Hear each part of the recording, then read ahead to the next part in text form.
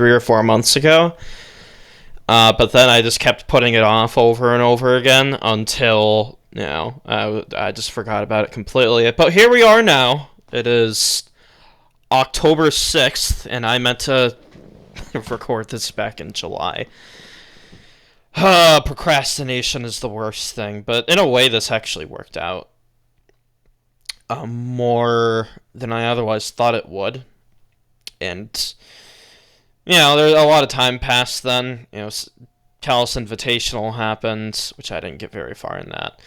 Musha League happened, and just so happened that I ended up in some tour called ADV Revival, which I've been doing pretty well on. I also been laddering a lot too, so that all kind of helped me gain extra introspective before making this. So in a way, it worked out, but it was not intended that I was going to do it this way. So yeah, this is a viability ranking thing. I've made some of these before, but I've never made a video on one. So very quickly, before we get into it, I'm going to rank all of these guys alphabetically, just because I want to. No other reason than that. And before I start ranking stuff, I guess I should explain what each of the tiers mean. So S tier is pretty much like the best stuff. Not only like the best stuff in the metagame, but the things that you'll find on pretty much every team. So your Tyrannitars, your Skarms, your Metagrosses, they're all going. All of the Pokemon that are extremely splashable and that are very, very, very strong are going in S tier. And like the Pokemon that are like slightly below S are in A tier, which are a lot of the common filler Pokemon. So your Swamperts, your Salamence, your Gengars. In B tier, are Pokemon that fit on like specific styles. So like Snorlax you usually see on offensive teams. Breloom, Charizard, same deal. They're not as splashable as A or S, but they're still good. C tier are Pokemon that are too niche to be B. They're basically Pokemon that you build a team around. So Pokemon that you'll see in C are like Cloyster,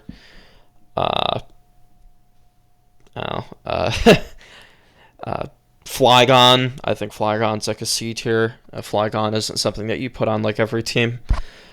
Just for the simple fact that it only realistically belongs on like Mag Offense and Superman, or like more control spike squads. And D tier are like super, super niche Pokemon.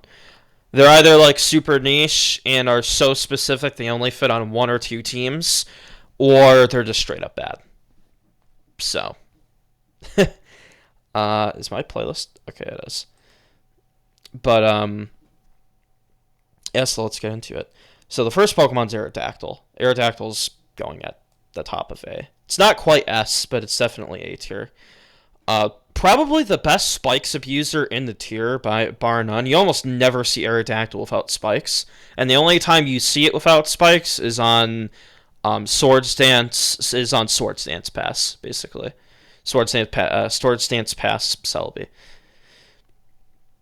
And there really isn't much to say about it. Revenge kills pretty much everything. It's the fastest thing in the tier. The only thing that comes close to Aero speed is like Ninjask, which is kind of bad, and Jolteon, which speed ties it.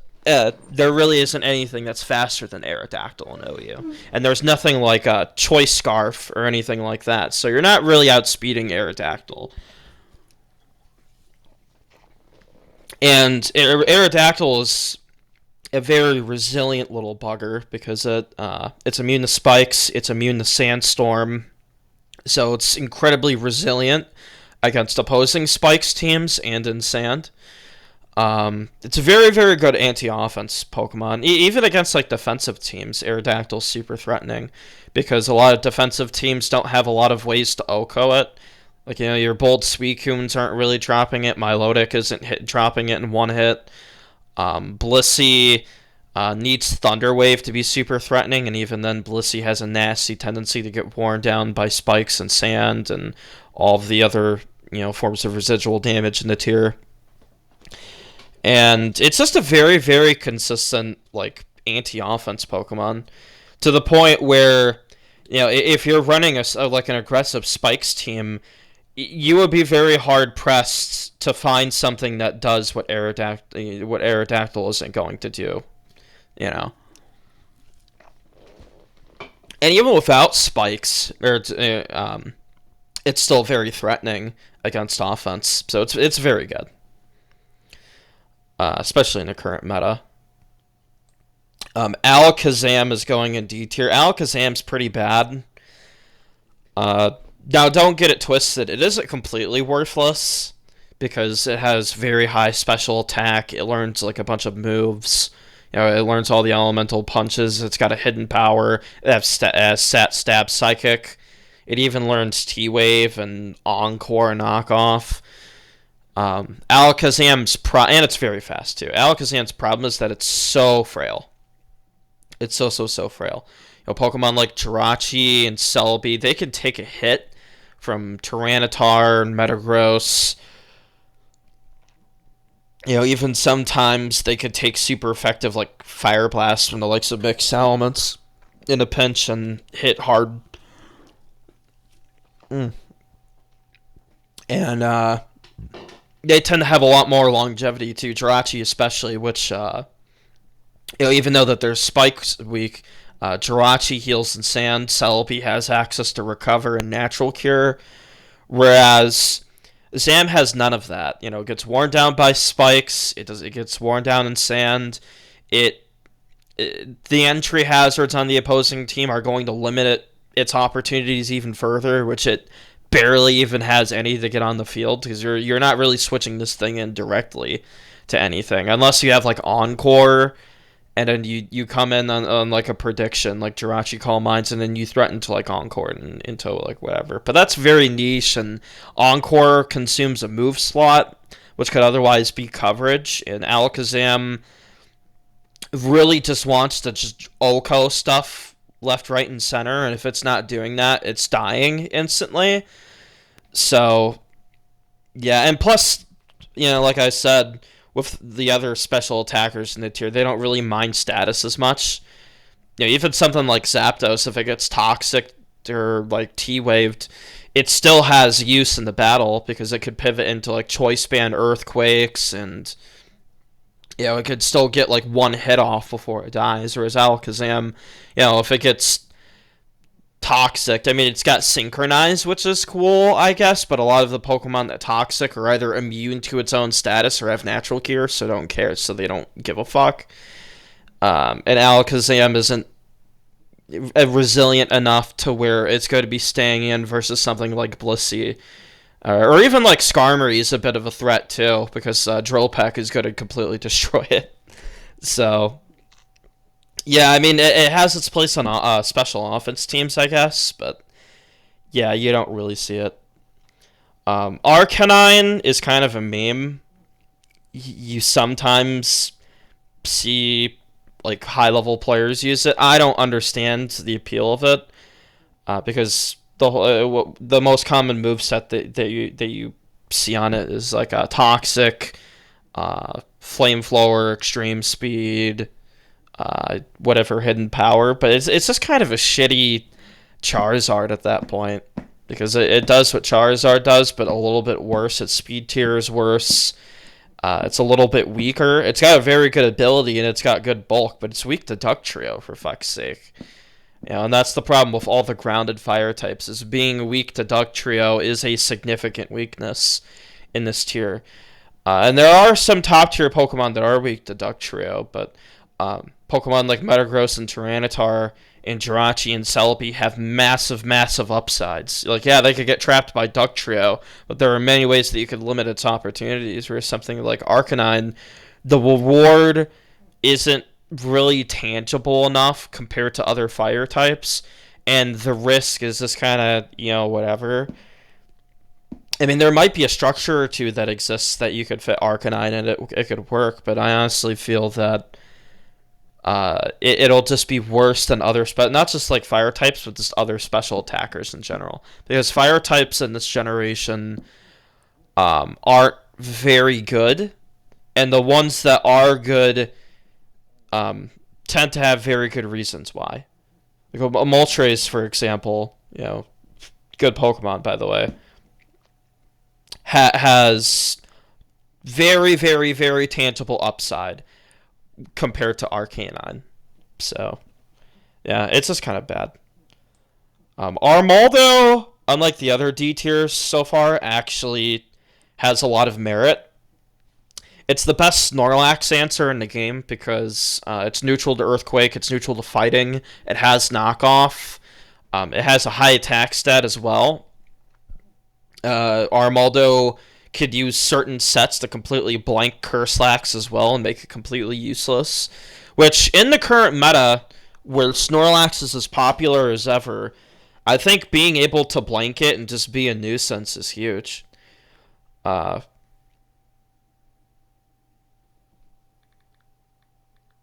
Sorry.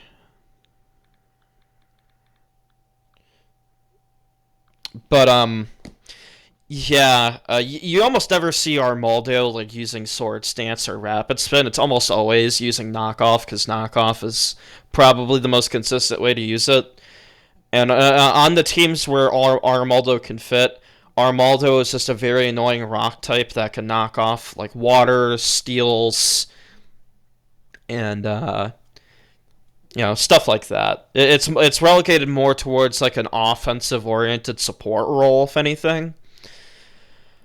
So yeah, it's pretty decent in that regard, but Armaldo has pretty significant weaknesses. It's weak to water, it's weak to rock, which is awful. Its speed tier is garbage. I think its speed is the same as Snorlax's, like base 30 or something like that. Its speed is really bad, which is a massive downside. And those downsides, and it's weak to steel too. So it's weak to the most common types in the metagame, pretty much. Rock types are everywhere. Water types are everywhere. Steel is everywhere because Metagross is super good. So Armaldo is very, very hard to fit, and there are existing structures that are very consistent with it. But it's not in D tier because it's bad. It's in D tier because it's so incredibly hard to fit on a team and make it consistent. So, but it does have very tangible upside. Articuno is kind of the same way. It's another niche defensive Pokemon. Articuno's entire thing is that it fits on one specific archetype, which is Superman, and it blanks offensive water types.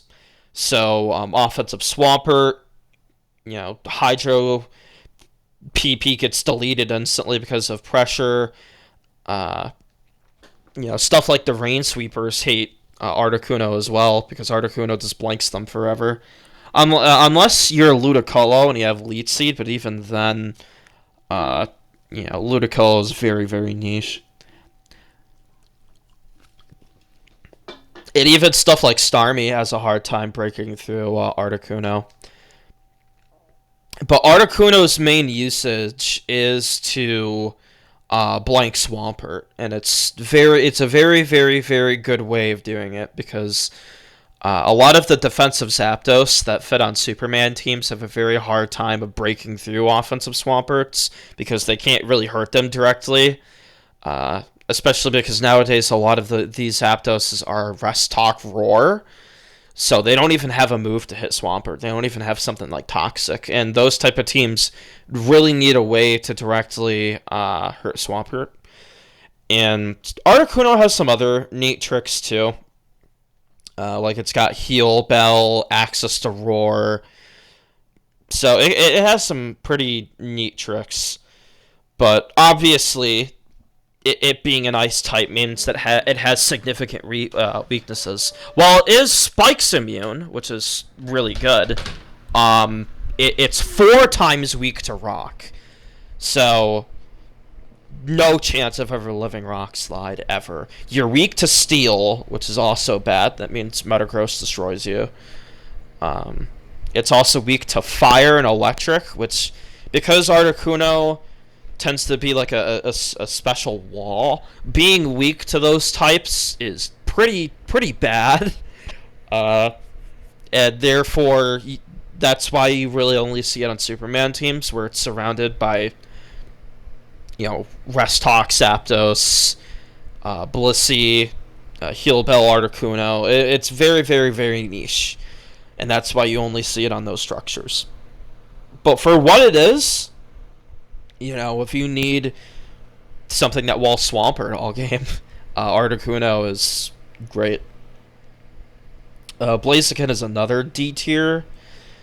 I think I'll rank it right here. Blaziken, on paper, Blaziken seems really strong. It has high attack and special attack. It's fire fighting, meaning it hits a lot of Pokemon super effectively. So it destroys Tyranitar, Metagross dies to it, Blissey isn't switching into its fighting stab at all. So it's a special attacker that is not at all afraid of Blissey. And it's also a special attacker that isn't really afraid of Zapdos that much. That being said, Blaziken isn't switching into Zapdos, but Zapdos doesn't really enjoy the prospect of switching directly into it, unlike other fighting types like Breloom and Heracross, where it checks pretty nicely.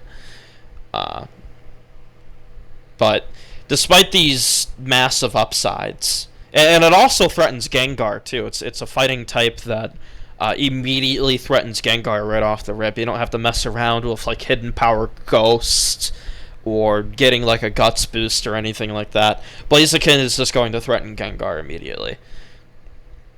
And it's also a fighting type that has stab that threatens Claydol too. So Claydol can't effortlessly just switch into Blaziken because that fire stab is very threatening. That being said, Blaziken has significant weaknesses.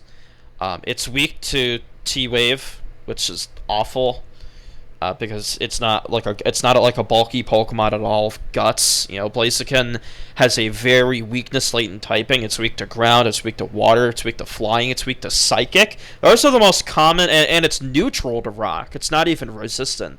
It's neutral, so it's not really switching into Tyranitar at all, or it doesn't really deal with Aerodactyl well at all either. And Pokemon that it would threaten, like on paper, like Celebi and Jirachi, might just outspeed and OHKO it because its speed is base 80. Which, unlike Infernape in Generation 4, where its speed is base 108 and outruns these Pokemon and threatens the shit out of them, Blaziken gets outsped a lot of the time by stuff that should be threatening and just dropped. Because they just naturally outspeed it. So, and a lot of its like reversal sets they can win games, maybe, if you're like on the ladder or you catch somebody by surprise and you get like you successfully matchup fish them, but it's not that good at reversal. And reversal in general, like if you're going to use reversal, Heracross is just better at it because Heracross isn't walled by Claydol. So, I don't know. Well, the Blaziken isn't walled by Claydol, but Claydol is favored to live stuff from like Blaze Fire Blasts and all that, and Fire Blast could also miss on Claydol, so there's that. You don't really want to be relying on secondary Fire Stab with reversal sets, so yeah, it has potential to be good, but its weaknesses are very crippling. Like being weak to Salamence, Gyarados doesn't really give a fuck. I mean, you could fit Thunder Punch, I guess, but how are you going to fit that over a Hidden Power or Focus Punch or Sky Uppercut or Substitute? Blaziken is already strapped for moves as is. And Thunder Punch doesn't at all really help with something like Milotic or other offensive water types that really are just going to no-sell it and just kill you. And Swampert, if you don't have Hidden Power Grass, it's Hidden Power Grass, Thunder Punch. That's really weird coverage, And if you have Hidden Power Ice, then Swampert blanks you forever, because Swampert can very easily take a fighting move that isn't Focus Punch and then just sit there, protect, pivot around Blaziken pretty easily. It's not very hard to deal with it, despite its really good offensive capabilities. Unfortunately, it's just kind of bad.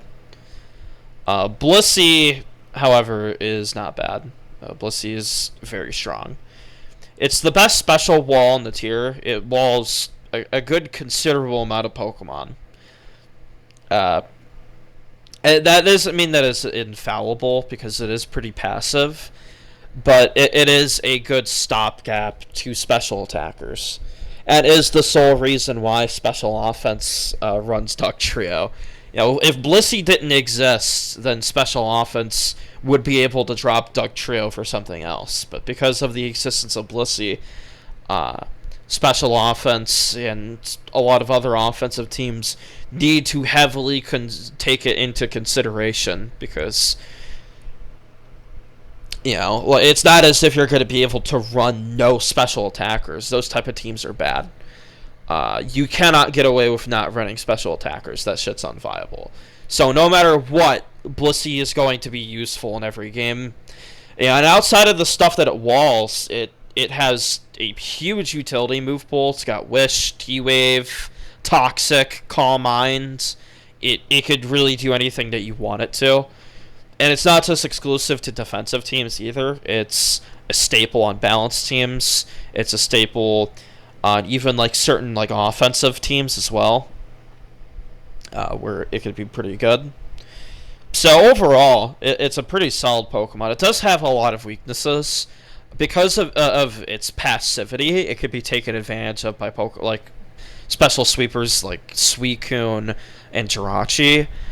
Calm Mind Blissey has significant weaknesses as well, like not running a status move against certain offensive teams is very bad. There are games where you wish you had T-Wave or something that isn't Calm Mind, and Blissey needs multiple Calm Minds to be threatening. And even then, something like Jirachi is favored to beat Blissey in the one-on-one, because it's very hard to fit a move like Flamethrower, and even if you do fit Flamethrower, there's massive amounts of opportunity cost with that. So, and the more defensive sets, again, are passive. They are exploitable to some degree. So, and Blissey's passivity can be easily taken advantage of if you know what you're doing. But by that same token, players that are actually good at the game that use defensive styles pretty often aren't going to make it easy for you to take advantage of Blissey over and over and over again. They will have countermeasures for that within the battle end and the team builder. So overall, it's very solid. I've been kind of low on Breloom as of late. Originally, I would put it in the B tier, but I honestly think it's a C tier, just because once Breloom gets its Spore off, Breloom's utility is very, very limited. I mean, sure, it gets Stun Spore, which is cool, but Breloom's biggest problem is that its coverage is garbage. Its coverage is really bad.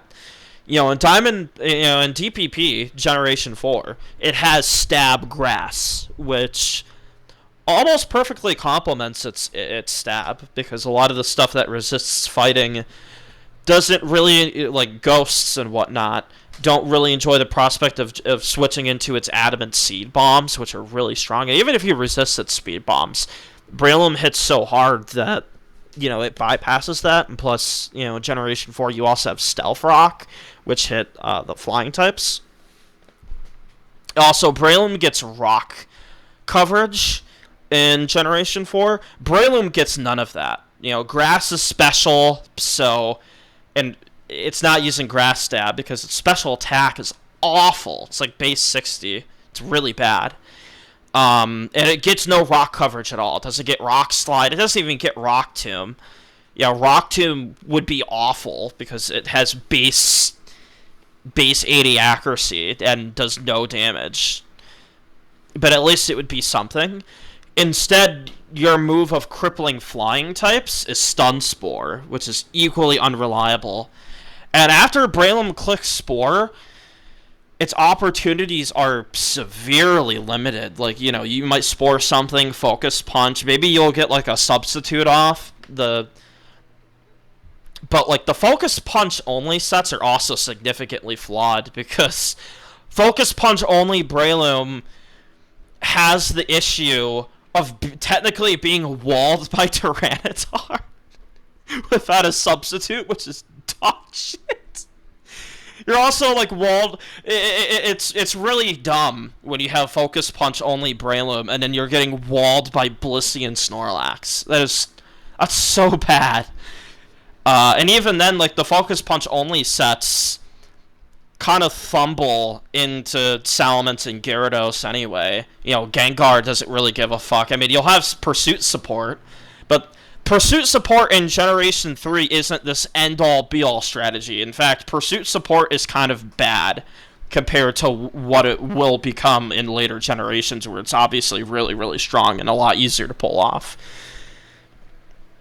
So, you have but, you know, even though that you have a Pokemon with a very limited move pool, it's still a very strong fighting type with priority Mach Punch. Stab priority in this generation is very rare. The only Pokemon I could think of with stab priority are like Breloom, Hitmonlee, like the Hitmon twins get it, Hitmontop as well, and Linoone, which gets extreme speed. And then that's it.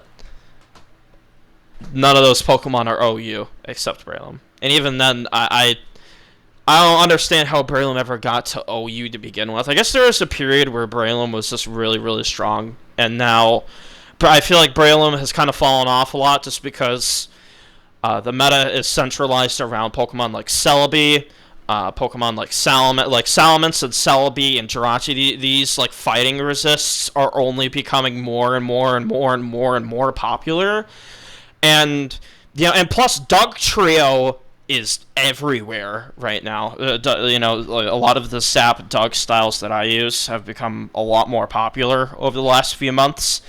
And yeah, obviously Doug Trio is terrible for Breloom. You know, outside of Swords Dance sets, and Swords Dance sets are pretty good. You know, the problem is with its Swords Dance sets is that it has to choose between using like Mach Punch, which you gotta have on a Swords Dance set, and then you gotta choose between the Hidden Power. That's another thing that Breloom has, because it has like no coverage moves. It can't even like use a physical Hidden Power to have like a stopgap, because no matter what, if it chooses Hidden Power Bug, it's still walled by Zapdos. It's still walled by Salamence and Gyarados and Gengar. If you choose Hidden Power Rock, then you have the issue of being walled by Claydol, which is embarrassingly bad. You're also now walled by Celebi forever, which is also bad. And you're walled by Starmie forever, which is also bad. But and plus Charizard just gets to switch into you in Moltres for free, and they just don't give a shit. And then there's Hidden Power Ghosts, which only hits Gengar. Celebi gets hit hard by it, and Claydol gets hit hard by it. You know, Hidden Power Ghost does have merit. My mic just unplugged because I'm an idiot. My mic just unplugged because I'm an idiot. I hope I didn't fuck anything up because I let my mic unplug. I'm an idiot. But yeah, while Breloom is really limited, it's still good on the teams that it fits on. It's just Spore or just Sleep in general can only carry you so far, I think. There are games where Breloom obviously can just win. Like Breloom in certain endgame situations is very devastating because of Spore. But more times than not, Breloom either sleeps or doesn't sleep something at all. The worst case scenario for something like Breloom is that it comes in on like a Zapdos Thunderbolt or something, and then the Zapdos substitutes on it, and then you're like, oh, this sucks. You know, or like, you know, you come into an offensive Suicune, and an offensive Suicune just drops you with Ice Beam, and then Breloom doesn't do anything at all. So yeah, it's a very, very flawed Pokemon, but it can be decent. Once upon a time, I would be able to rank Cacturn, but Cacturn's banned. So, yeah. Free Cacturn. Actually, don't free Cacturn. So Camerupt, I don't really know where to rank Camerupt, in all honesty. I don't know why my playlist is being this way. It is being very, very strange. Me unplugging my mic just did something to it. Camerupt's entire niche hinges on you being able to wall like the most traditional Zapdos set, which is T-Wave, Baton Pass, Thunderbolt, and Hidden Power Grass. And you wall certain variants of Gengar. However, despite these obvious good advantage, also it has ground. It's a fire type of ground stab, so it hits Tyranitar, it hits Metagross. Well, it hits Metagross anyway, fire stab. Camerupt's problem is that its speed is embarrassingly bad. It's like base 40 speed. It is awful.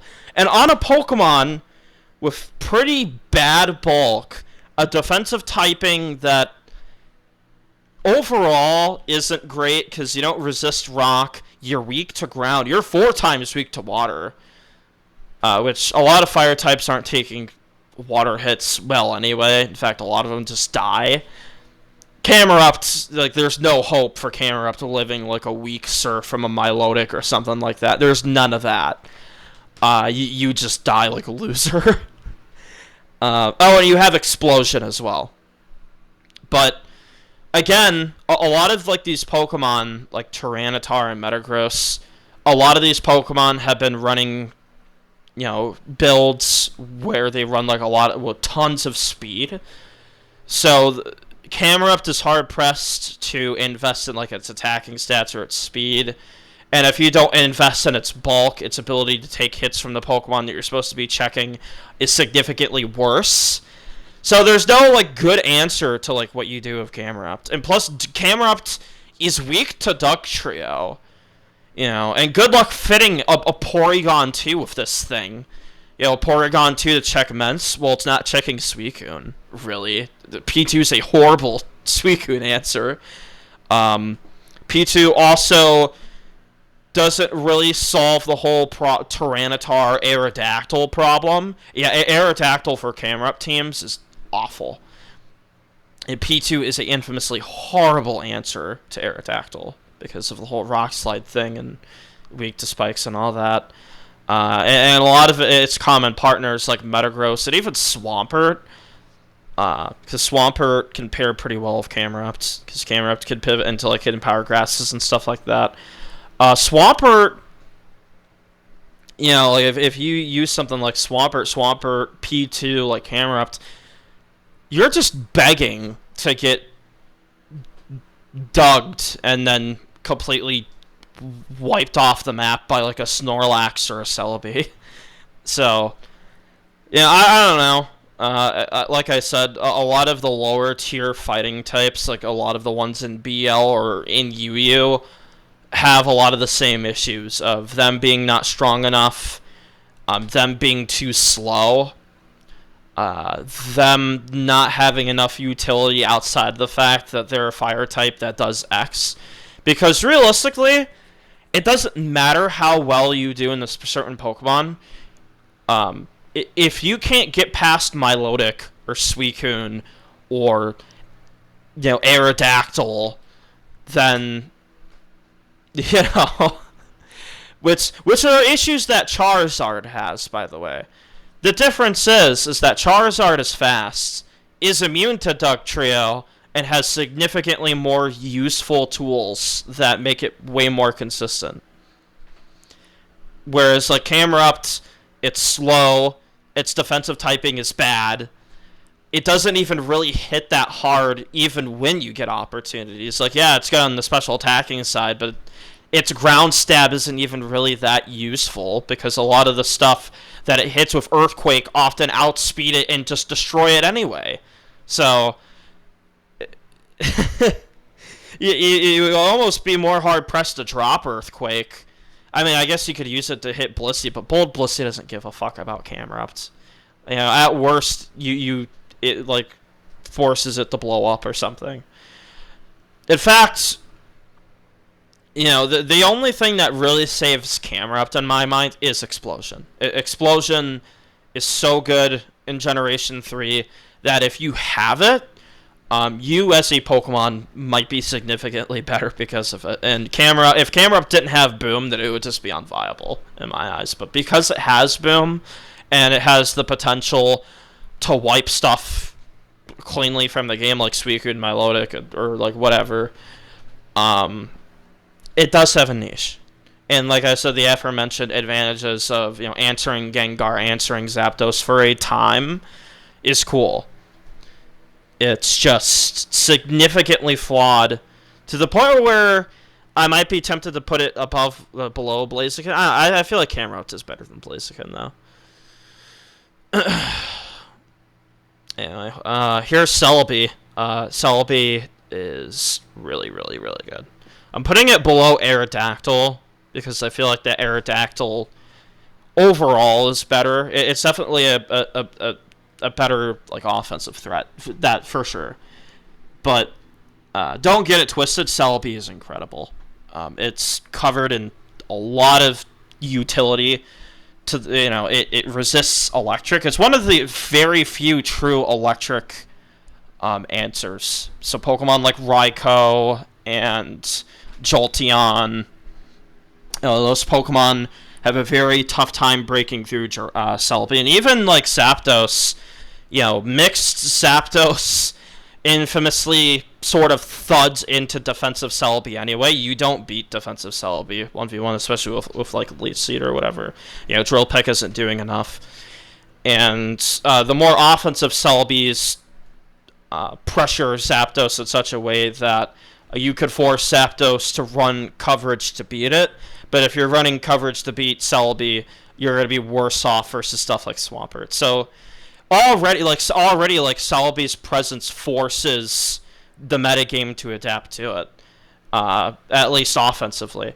And defensively, as I mentioned, it's awesome. Like it resists electric, it resists water. It's one of the very few Pokemon that not only resists water but threatens water types in return.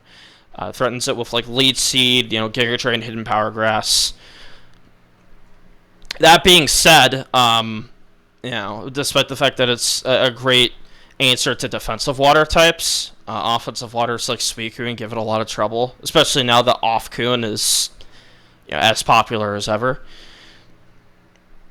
But I mean, this Pokemon has insane longevity. It's got Recover, it's got Natural Cure, it has tons of resistances, as I mentioned. It's got Baton Pass, which has so much use. A Baton Pass is so broken that it just having Baton Pass just means that it could just pretty much fit on anything. And it doesn't even need to stat pass either. It can just use the move to pivot its teammates in, like Dugtrio, Zapdos, Magneton. It's a great Magneton partner. Hell, even stuff like Tyranitar and Skarmory benefit very heavily from being brought in for free with Baton Pass. And and obviously it can stat pass. It's the best stat passer in the tier. It could Calm Mind pass, it could Swords Dance pass. It could run a myriad of defensive sets, although I think its defensive sets are kind of not bad. It's just they just feel way worse than its offensive sets. Offensive Celebi is a very, very potent threat in the metagame right now, especially given the rise of special offense. A lot of like the P2 Celebi squads might come up in usage in response to these teams, because a lot of these special offense teams like to stack electric types and water types, and these type of teams don't really appreciate offensive Celebi too much. And that's just really talking about the spikeless stuff. Obviously, this Pokemon is amazing with spikes. Leech Seed is so spammable and so ridiculously broken that it just forces switches immediately. The very existence of Leech Seed just makes certain Pokemon worse. You know, if Celebi didn't have Leech Seed, Suicune would just destroy it. But because it has Leech Seed, it allows Celebi to check an otherwise very hard Pokemon to answer once or twice. And that is really, really, really strong. And the same could even be said about Zapdos. So even if Zapdos packs coverage to beat Celebi, Celebi can at least force its hands, and it could pivot out of those attacks or force those attacks in some way. So, obviously it's amazing. And it pairs very well with a lot of defensive Pokemon, too. The most sturdy defensive structures in the metagame ever involve putting Celebi and Skarmory and Blissey and a bunch of other great defensive Pokemon together, because defensively it synergizes so well with these Pokemon, it resists so much that no matter what kind of team that you put it on, it's probably going to be really good.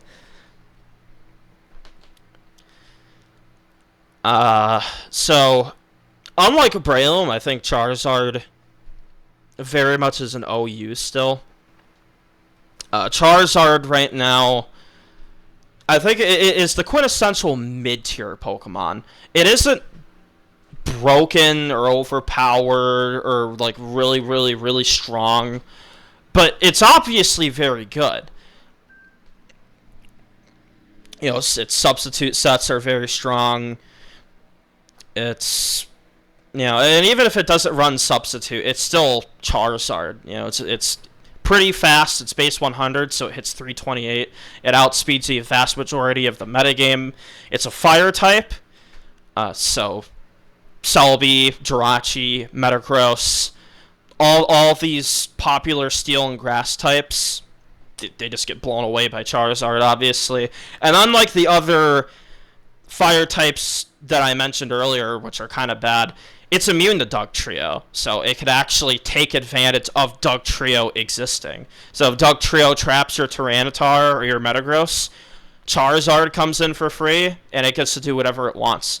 That alone, the ability to abuse Dugtrio, the ability to also be decent into Claydol as well, because Claydol threatens the other fire types to some degree with Stab Earthquake, and Claydol's tanky enough to tank most hits from the fire types. Charizard doesn't really worry about that too much. Charizard takes Psychic pretty decently. Claydol isn't really hitting that hard with Psychic anyway, because it doesn't invest in special attack.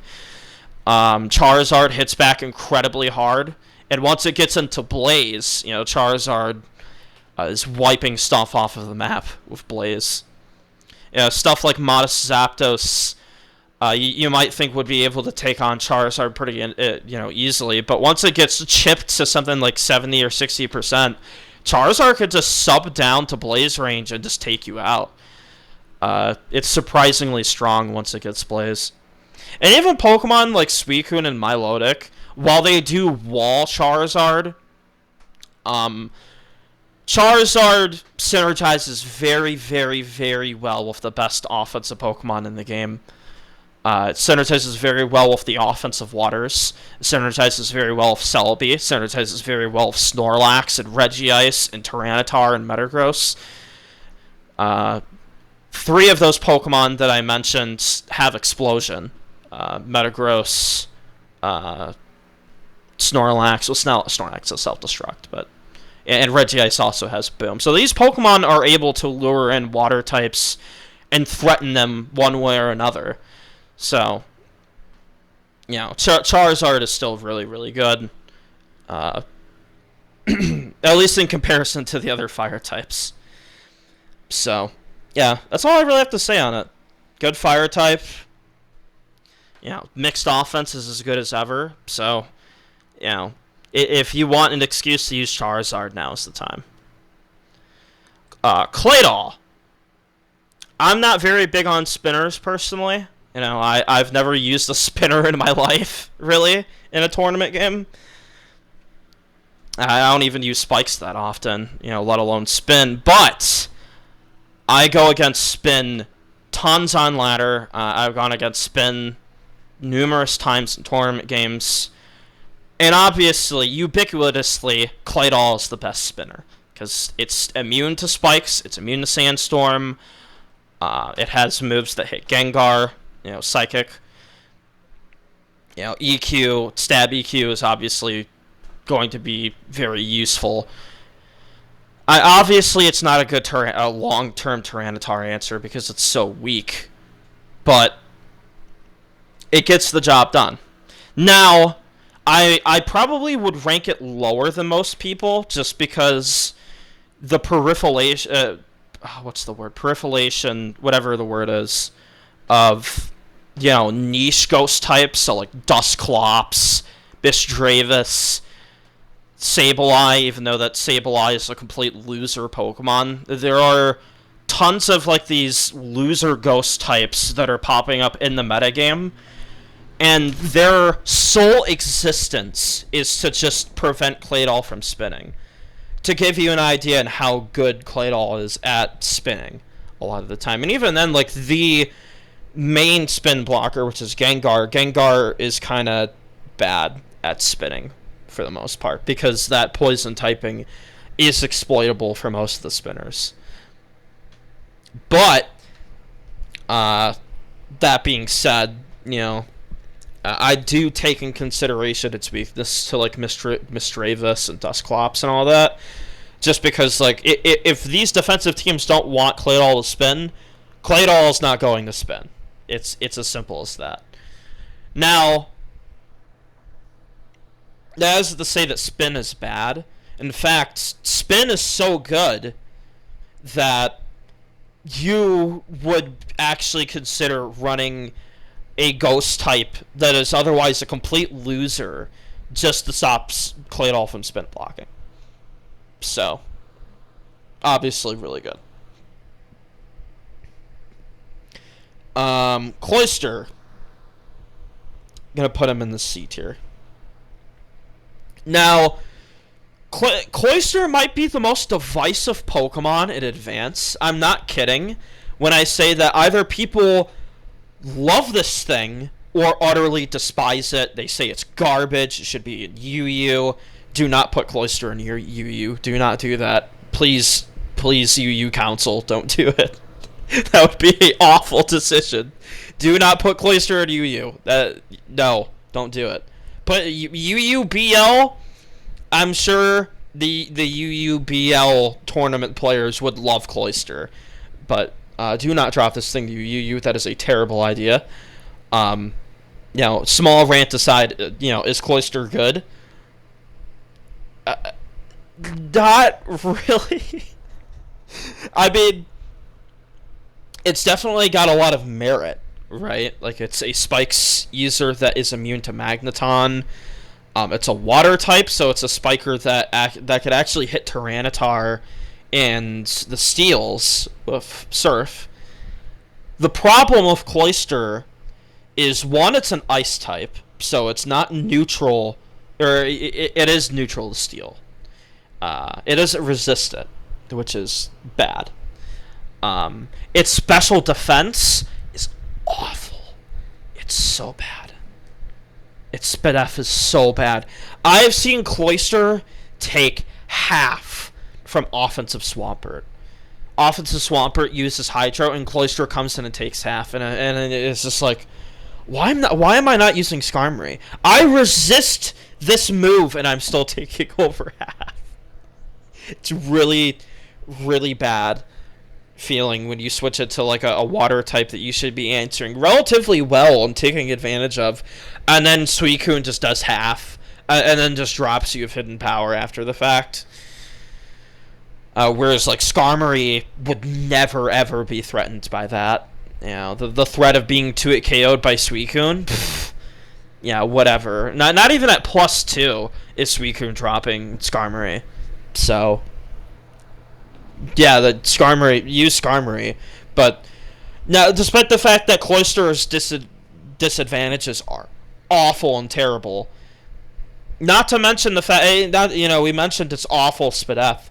We didn't mention the fact that it is weak to all forms of passive damage. It's weak to Toxics, it's weak to Spikes, it's weak to Sandstorm, so its longevity overall, compared to something like Skarmory, or even Fortress, is awful. Yeah, you're not weak to Magneton, but these offensive teams that use Magneton are going to be a giant pain in the ass. And even like the defensive teams that use Magneton are going to be a pain in the ass. Because Magneton still threatens Cloyster out because it's an electric type. A lot of these Scar Mag teams have their own spikes that are going on the field. And a lot of Cloyster teams don't have the longevity to be able to deal with the insane amount of passive damage that Scar Mag teams are going to be pumping out consistently. So, it's a very boom or bust Pokemon, pun intended. So, like, when Cloyster works, it works fine. When Cloyster does not work, it feels like the worst Pokemon ever. So, my take on Cloyster is that it's just below mid. I don't think it's the worst thing ever. I don't think it's so bad that it should be dropped to, whatever. I think it's fine for what it is. But you should probably use Skarmory because Skarmory is really overpowered. While Cloyster is not overpowered. It's kind of a meme. So I'm only ranking Dodrio because it technically has an OU niche. Dodrio's niche is that it is a fast, normal type that has Baton Pass. So what a lot of these teams with Dodrio like to do is Dodrio will lure in like a steel type, and then it will like Baton Pass to Magneton. So like if you try to switch Scarman, you could Baton Pass, bait the fact that you're gonna go for like Double Edge or whatever, Baton Pass out, and then go into Magneton or something. Is Dodrio good? Not really, because, okay, Stab Normal in Gen 3 is okay. It's not the worst, but Rock and Steel types are everywhere. Gengar is omnipresent. Flying Stab isn't really much better either, because Electric types, Dodrio isn't terrible. If you were to use Dodrio on like a Mag offense team, it wouldn't be the worst. In fact, if you get the predictions down with it, like, you nail Double Edge on this turn or a Drill Peck on this turn, it could put in work. It's decently strong. It's pretty fast, base 100 speed. It's got good stab moves, Drill Peck, Double Edge. Obviously, it doesn't have good moves to hit Tyranitar or Steels with.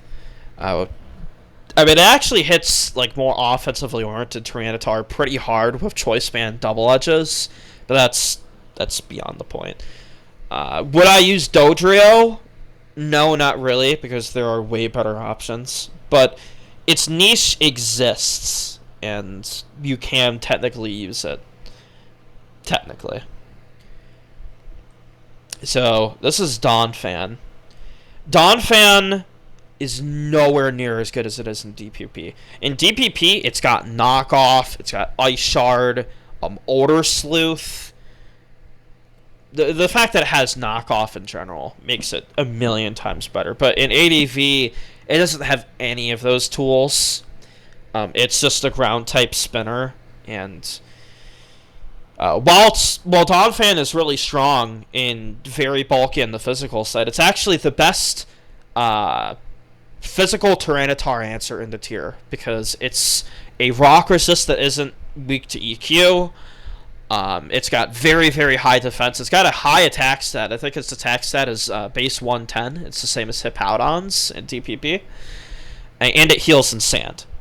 So, physical Tyranitar is almost never breaking through Donphan. Like, almost ever, right? And even like something like Metagross doesn't want to Meteor Bash into Donphan. Donphan's going to fucking destroy it with Stab Earthquake if you do that. So, that alone, being a strong ground type with strong EQ and good defensive stats, that's already good. And it's got Rapid Spin. There's a problem. Donphan is completely humiliated by Skarmory. Skarmory already does well into the spinners in the long term, but Donphan is completely dominated by Skarmory, to the point where Magneton is mandated with Donphan. Now, Mag Spin teams aren't bad.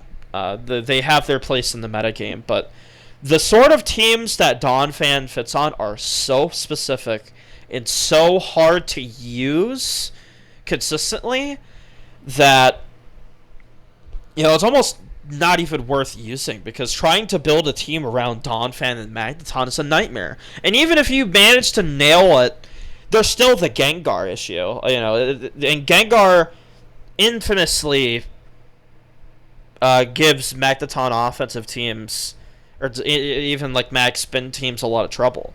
And good luck fitting Pursuit with that. Suit Mag Donphan, that's awful. That's awful. What are you going to use as teammates? You have 3 more slots.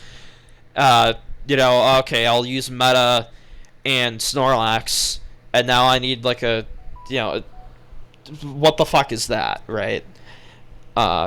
Those type of structures are really passive and very exploitable, very repetitive. And even that, even if you kind of like solve it, like if you use something like Celebi, like a defensive, like a Spadef Celebi or something like that, there are still going to be problems, obviously. Like if you were to use a structure like Donphan, Magneton, Celebi, Snorlax, +2 like Metagross, Water type, it would still have like fundamental issues. Especially with like Calm Minders and Dugtrio and the like. There would still be omnipresent issues with with that type of team. So, Donphan itself isn't bad.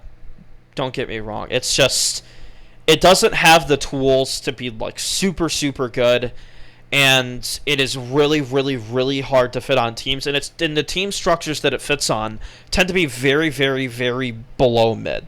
So, I don't know. Maybe one of these days, somebody like Triangles or Cowboy Dan, or somebody who's really into like the physical offense sort of thing, like C, might be able to solve like Donphan the Pokemon. But right now, I just feel like that it's very, very underwhelming, even though that its strengths are very good. Dragonite is a Pokemon that technically has a niche. It has the same stat. It pretty much has the same stat spread as Salamence. It's a pseudo legendary. It's a dragon. It's got a massive, massive move pool. It's pretty strong, but there's a huge caveat with Dragonite. It's pretty slow. It's base 80. It hits 259, I believe, and then with a speed boosting nature, it's 284. So overall, pretty slow. We've talked about why speed is an issue for something like Blaziken. It is a massive issue for Dragonite. And even more so for Dragonite, Blaziken doesn't really have competition, because Blaziken is its own beast. It fulfills its own niche. Because it's a fighting type. It doesn't really have any competition in that respect. Dragonite has the issue of Salamence existing, and Salamence is stronger. It has stronger special attack. It has Intimidate, and it has higher speed. And that in general just makes it to where Dragonite's almost unusable, because there's almost very little justification for using Dragonite when you could just use Salamence. And even then, if you decide to do the big brain, which isn't really a big brain strategy, of using Dragonite and Salamence on the same team, what kind of structure is that? You have 2 Pokemon with overlapping weaknesses to, like Thunder Wave and Toxic and Water types, that Dragonite really doesn't solve. It's not like you're playing DPP where Dragonite can set up a Dragon Dance and be like, oh, I'm a Dragonite at +1, and now I'm the most physically powerful Pokemon in the tier. I guess you're just gonna die. It's not that at all. I'm Dragonite. I'm playing the Mixed Ments game, or the Physical Ments game, which, if you do that, then you're basically a budget DD Ments because it doesn't even learn Rock Slide. And there's going to be people who are like, Darth Tyros, you could use Hidden Power Rock. Hidden Power Rock doesn't flinch. And it's bad. I don't know. C used Dragonite in Kalos Invitational. And I don't remember Dragonite doing that well at all. C, I think, did the whole Salamental Dragonite thing, and it didn't work out. Nowhere close to working out, I believe. So, I don't think Salamet's Dragonite is the way to go about it. And by that respect, I don't think Dragonite is really a Pokemon worth using when you could just use Salamence. So, yeah, it's just gonna be it's just like a low tier D tier Pokemon. Low tier D tier Pokemon are bad. So, that's my way of saying don't use Dragonite. All right, here we have probably the first controversial ranking of this list. Are you guys ready?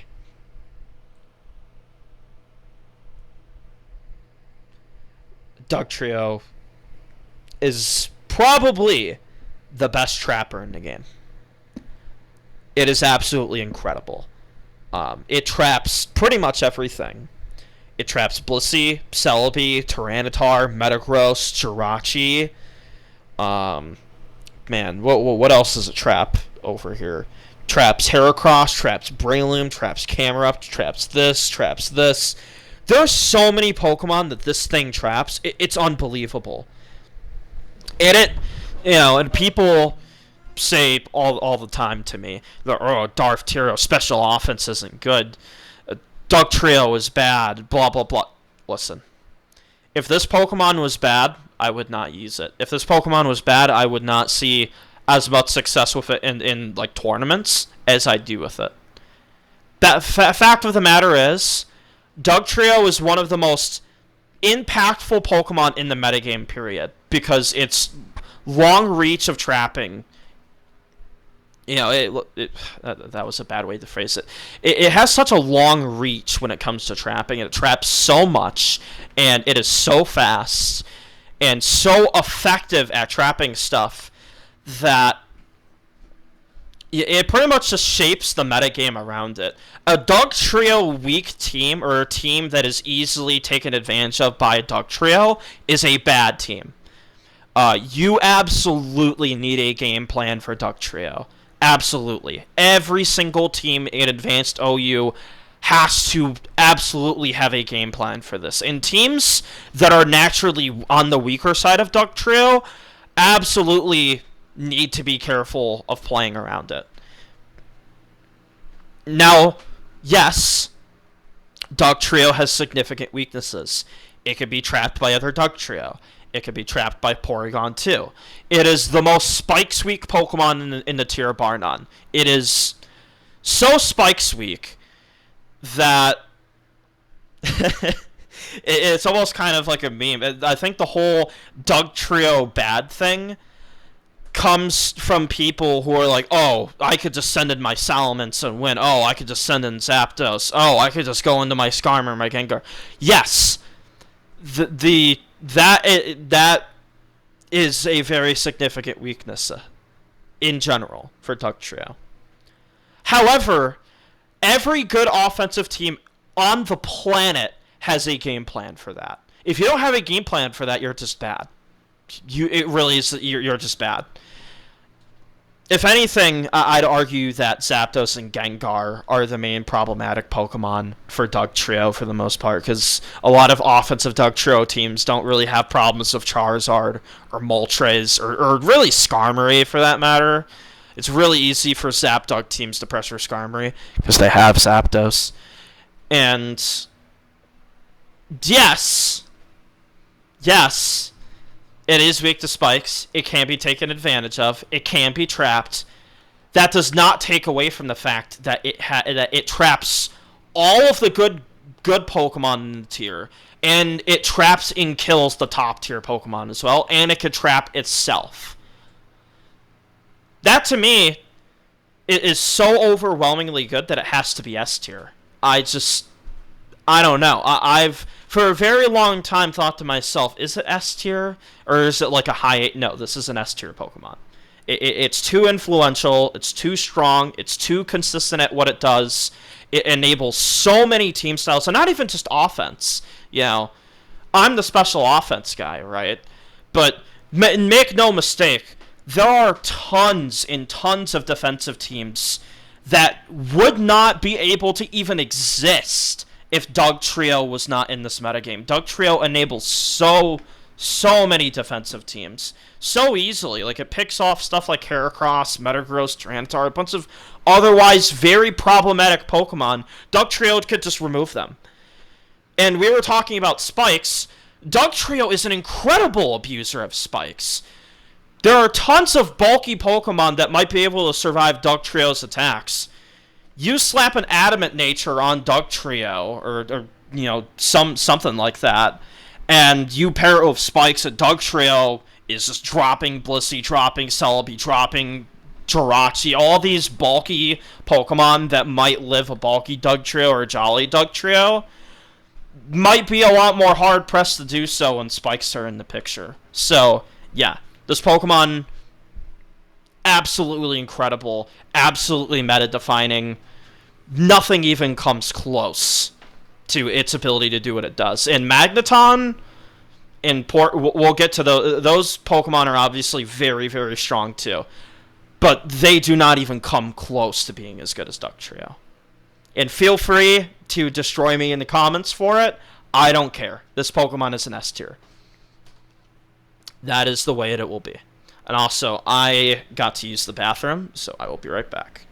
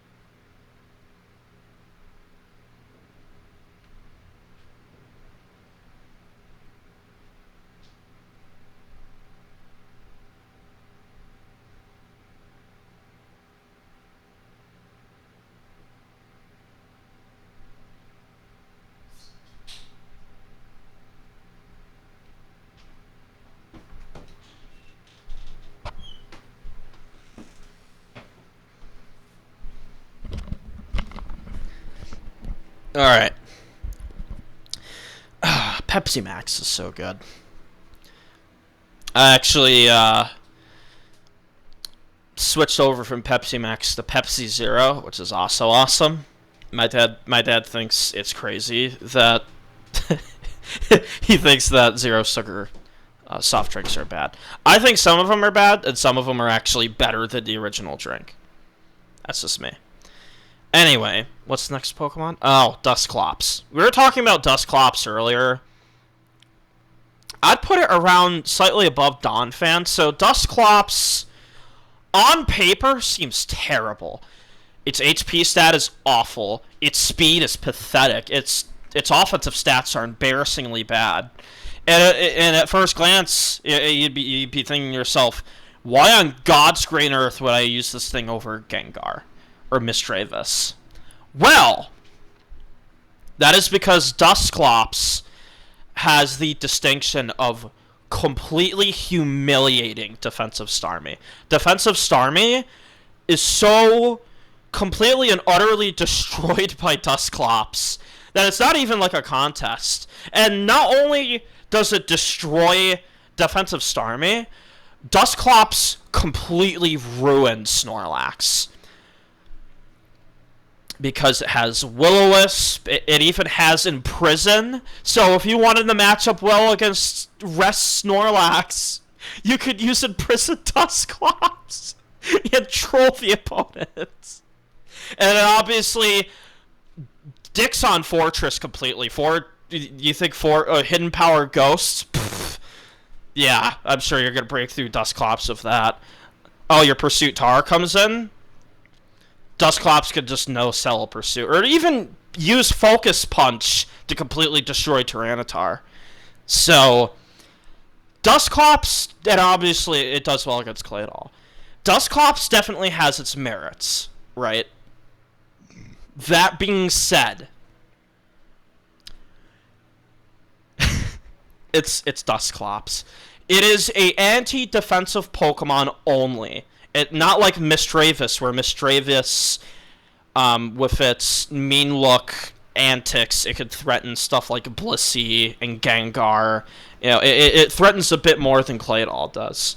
Whereas Dusclops is way, way, way more specific, and the teams that it fits on are way, way, way less popular than Misdreavus.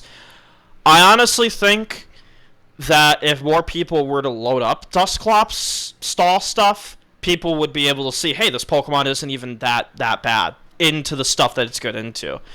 Dusclops' problem is that if you don't match up into that stuff, it's pretty fucking useless. It's pretty useless. It doesn't do anything into, like, Calm Minders at all.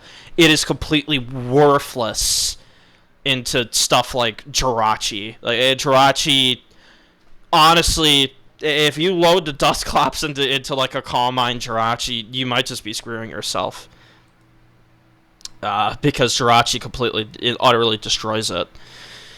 And even other Pokemon like Moltres completely decimates.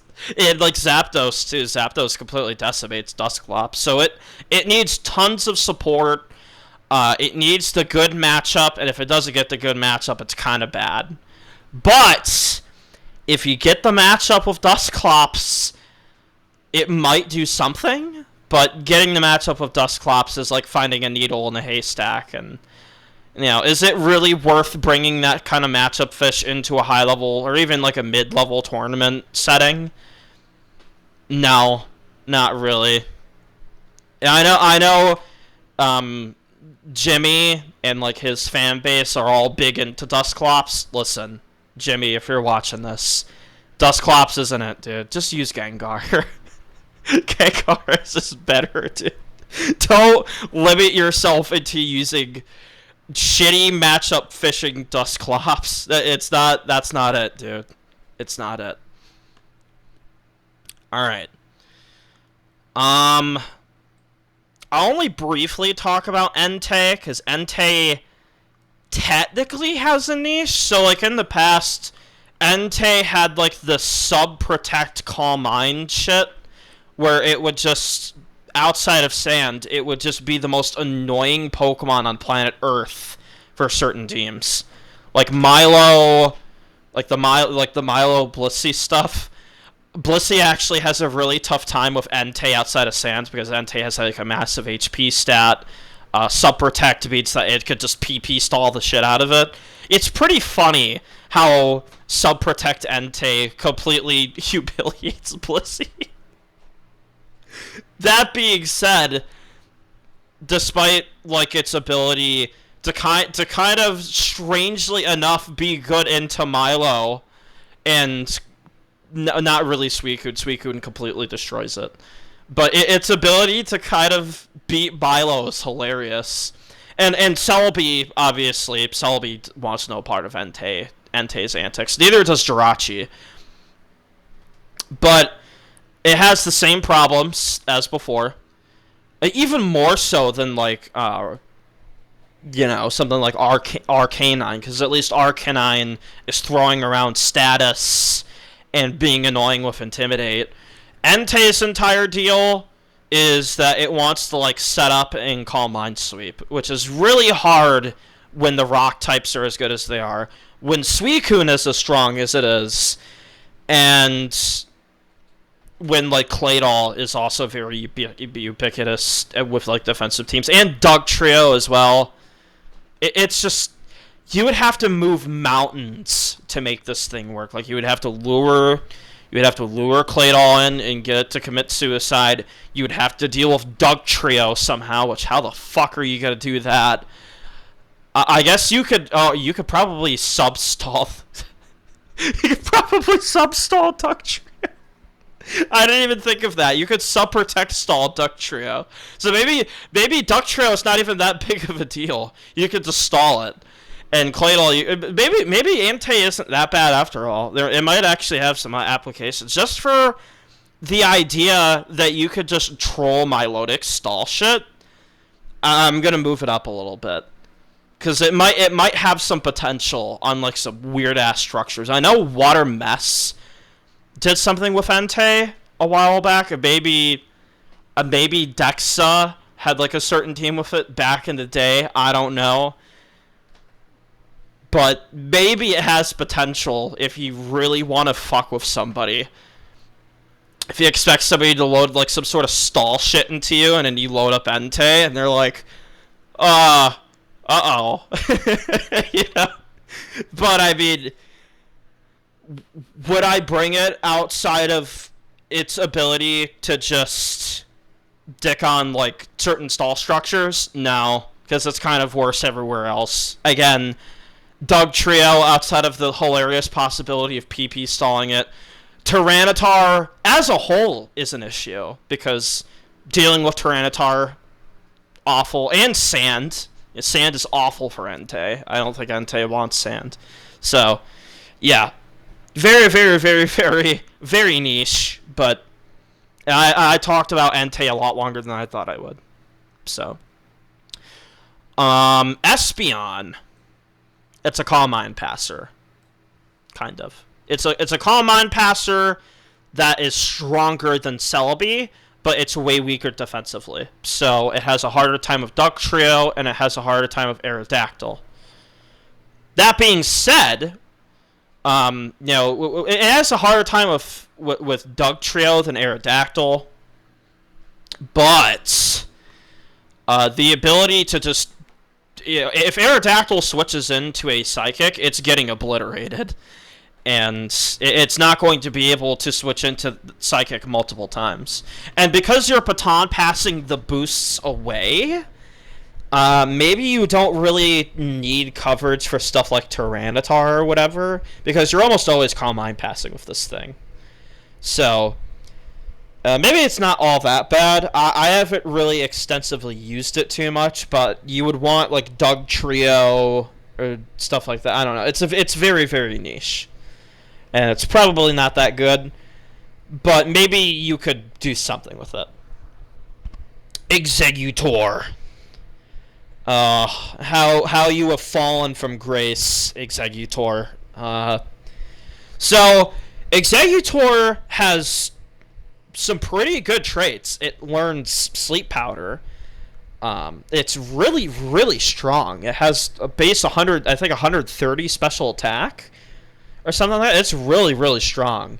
Even on the physical side, it's not that bad. I think it's like base 90, 95 attack. There's a problem with Exeggutor, though. Its speed is bad.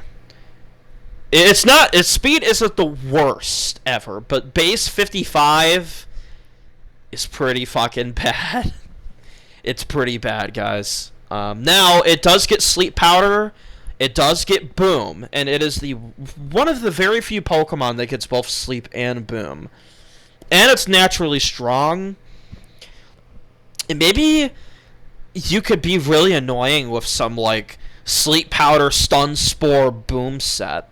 And for that alone, it's not that terrible. As I said, Explosion could significantly make a Pokemon better. In fact, I might actually put Exeggutor above Espeon than these other guys, because I feel like it might have like more usage, but it's still not that great. It's really slow. It has the same weaknesses as Celebi, but it doesn't have nowhere near the amount of defensive utility. It's way, way, way frailer, and its inability to take a hit limits its opportunities even more. Because the bad speed limits its opportunities as is, and with like bad bulk, it makes that even worse. So, yeah, not great, but you could use worse. Flygon is pretty interesting right now. I feel that Superman teams are a bit stronger now, just because Superman can fit stuff like Moltres pretty easily, Tyranitar, a bunch of stuff that annoys Snorlax, and I think teams that are good into Snorlax are going to be good in general. And plus, Superman is one of the more consistent anti-TSS styles, so... And offensive Flygon isn't terrible either. Offensive Flygon, if it gets like a good matchup, is surprisingly very, very, very, very hard to deal with for certain teams. But it has a lot of weaknesses. Even though that it is Sand Immune and Spikes Immune, which are awesome traits, it's reasonably fast. It has decent attack. When you compare it to other rock resists like Metagross and Swampert, it kind of just falls short because it doesn't really excel at anything, but it's not really bad at anything either. Some games, defensive Flygon just feels really, really mediocre. Other times you wish you had like defensive Flygon, because the main criticism of like offensive Flygon is that its ability to check Aerodactyl is awful, or even like DD-Tar to some respects. Whereas like defensive Flygon, it does better into Aerodactyl and Tyranitar, but it can also feel very, very, very passive. And because it doesn't resist Steel like Swampert does, it's a lot worse into Metagross, obviously. And even to some respects, Jirachi, because Super Jirachi just blows it away. No matter if it's offensive or not. If it's offensive, then it definitely is. If it's defensive Flygon doesn't do well into Jirachi, Super Jirachi well at all. And if it has Ice Punch, then Flygon is just going to get dropped. So, it's a decent Pokemon for what it is. It's good on certain offensive teams. It's a staple of Superman, which is where you'll see it the most, probably. Because offensive Flygon is just kind of mid. It's not bad, it's just mid. Fortress. I'm going to put you in the high B. Fortress is the most overhated Pokemon ever. It's kind of like Cloyster, in the sense that you either like Fortress or you hate it. But in the case of Fortress, I do think the hate is mostly unjustified, because Cloyster is kind of just underwhelming a lot of the time, whereas Fortress actually has massive tangible upside. First of all, it is a spiker that could spin. It is a really big deal. It's immune to sand, so it heals in sand. It's a bug type, so it could hit certain Pokemon super effectively, like Claydol and Starmie and Celebi with Hidden Power Bug. And it's got Explosion as well, so it has really good tools. The problem with Fortress is, unlike Claydol, it's blanked by Gengar for the most part. It's also weak to spikes, so its opportunities to spin are limited because it is hurt by the very spikes that it's supposed to spin away. And while its typing is good, it has the major downside of being 4 times weak to fire, which is a significant weakness. So, even though that has really good upsides, it's got some pretty nasty downsides too, obviously. But, you know, this Pokemon has seen countless amounts of competitive success over the years, and it's taken a lot of L's too. But it's not like that this Pokemon just sucks. It's obviously good. It just needs a skilled hand to use it. In fact, we've been seeing a lot of innovation recently from certain players, like McMegan. For example, drops Spin on Fortress and has the spin duties to another Pokemon like Claydol. It uses more control styles. We've also seen double Spiker, so the pressure of spiking isn't really as much on Fortress. Now you have 2 Pokemon that could do those duties as well. And there's a lot of very interesting defensive structures and potential that Fortress has. Fortress has even been used on some offensive teams in the past as well. So it's definitely good, for sure. It just needs a lot of help in the team builder, and you need to be aware of its weaknesses and its shortcomings, and you need to be able to play around those. So it's definitely not a beginner-friendly Pokemon by any means, but it's also not something that you should underestimate. It's definitely very good. Gardevoir. This is a Pokemon that I've experimented heavily with. It's actually not that bad. It's better than Alakazam in my mind, and for two reasons. It has better defensive utility. Its Sped F is way better, so it's actually able to take attacks. It has Trace, which has numerous applications. Trace allows you to be immune to EQs from Flygon and Claydol. It allows you to, weirdly enough, wall Jolteon forever. You really do wall Jolteon forever. That's not a troll, because you take Volt Absorb, so you do actually wall it. And you even have some like weird tech where if you get trapped by Porygon 2, certain Gardevoir sets will auto win the game versus Porygon, which is really funny. But those are very, very niche and very, very specific. Gardevoir is a psychic type that warns Will-O-Wisp, and Will-O-Wisp is the most oppressive status move in the tier period. It completely shapes the metagame around it. It's so powerful that certain Pokemon are way, way, way, way, way more powerful than they otherwise would be without it. And Gardevoir is also one of the very, very, very few Pokemon that has access to Memento. Now, the use that it has Memento is pretty limited, but there have been some uses with, like, on special offense teams, or even on some, like, gimmick setup teams, that have made use of, like, Memento Gardevoir. But I honestly think that Will-O-Wisp is a lot more consistent. Like, Will-O-Wisp, 3 attacks, or Will-O-Wisp, Calm Mind. Those sets are pretty decent, especially in tandem with Dugtrio, because Dugtrio traps Tyranitar and weakens it, and gets rid of Blissey. So it's pretty decent for what it is. It's still a D tier, but because it doesn't really fit on anything. But for what it is, it's okay. Oh, Gengar. Gengar is really, really, really strong. I'd put it right behind Blissey. So Gengar is one of the defining faces of Advanced. In fact, the best, most old school teams ever, from the early 2000s, the Big Five teams are some of the most influential teams in the metagame period.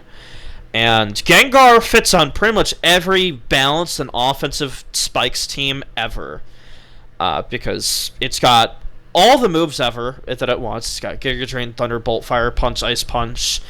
It's got tons of utility moves: Will-O-Wisp, Hypnosis, Destiny Bond.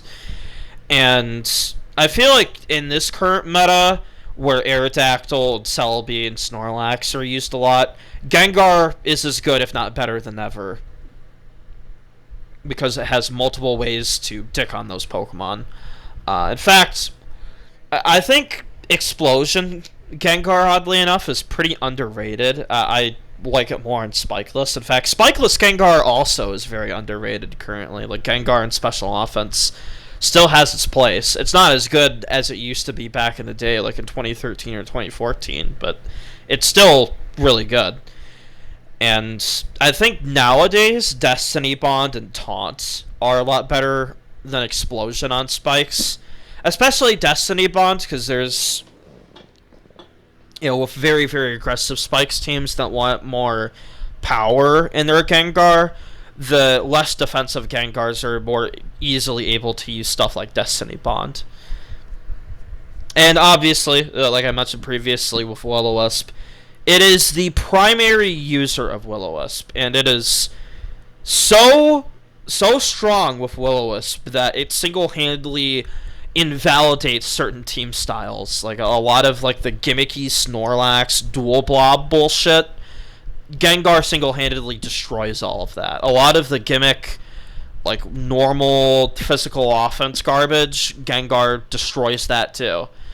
So it is a very, very, very, very good Pokemon on Spike's teams or otherwise. Very good anti-offense Pokemon. It's very, very, very devastating against offense.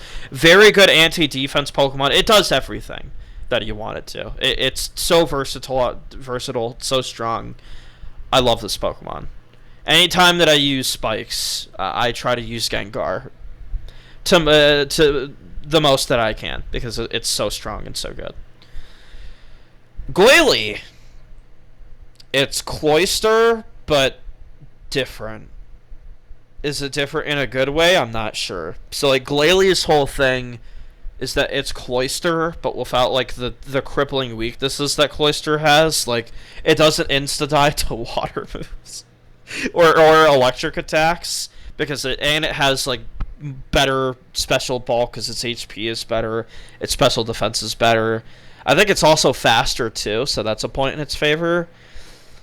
That being said, and, you know, this is a criticism of a lot of the more offensive-oriented spikers. These spikers do not have the longevity to really stick around. And Glalie's got Boom, too, which reinforces the whole, it fits on offense thing. These type of teams don't really have the longevity to really take advantage of spikes, and it's the main criticism that these teams have is that they don't have the longevity to take advantage of spikes at all.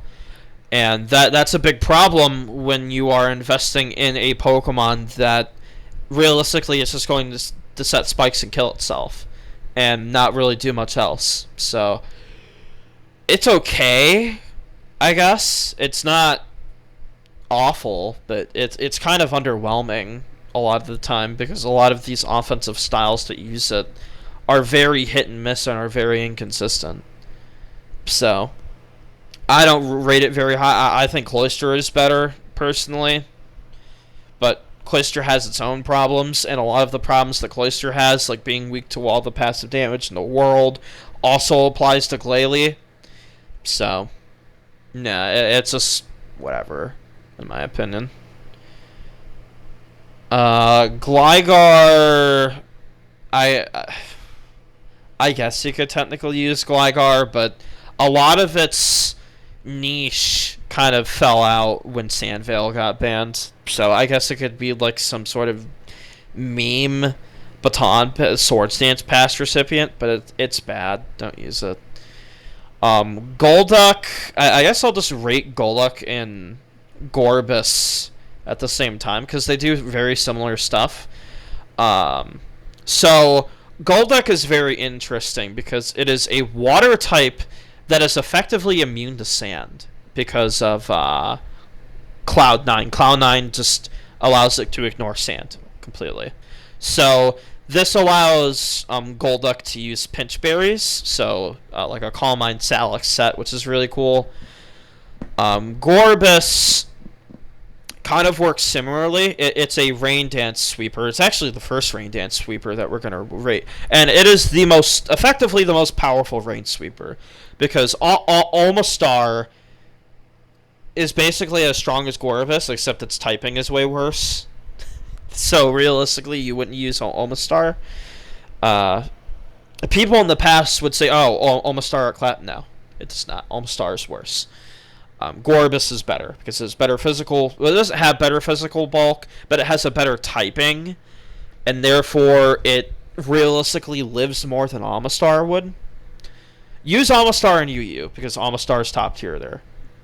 Gorbis its entire thing is that it sets up rain, and like the other rain setters, it has the exact same problems of being walled by Suicune, Milotic, Blissey.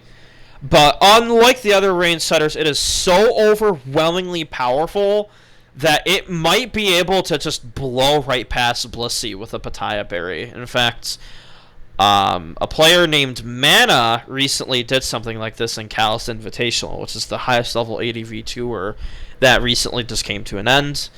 And Mana managed to win a game with Pataya. I'm pretty sure he won the game with Pataya Gorbis. And Golduck, you know, obviously these two Pokemon are incredibly niche. You would only use them on special offense, and even then you would have like a game plan centered around these Pokemon. But for what they are, they're not bad. They're water types. They have really strong hydro pumps. They could be potentially very devastating in the late game. You know, they're not bad at all. They're pretty decent. Okay, Gyarados. This is another Pokemon that feels kind of divisive. I'm going to put it in C tier. So Gyarados is like a deity Salamence, but with worse moves and a different typing, because it doesn't learn Rock Slide, so it gets answered. It's definitively walled by Aerodactyl, and it gets answered pretty well by Zapdos. Problems that it does not at all have in DPP. In fact, in DPP, it's so much stronger that they aren't even comparable. But it very much is just a DD Salamence with a inverted typing.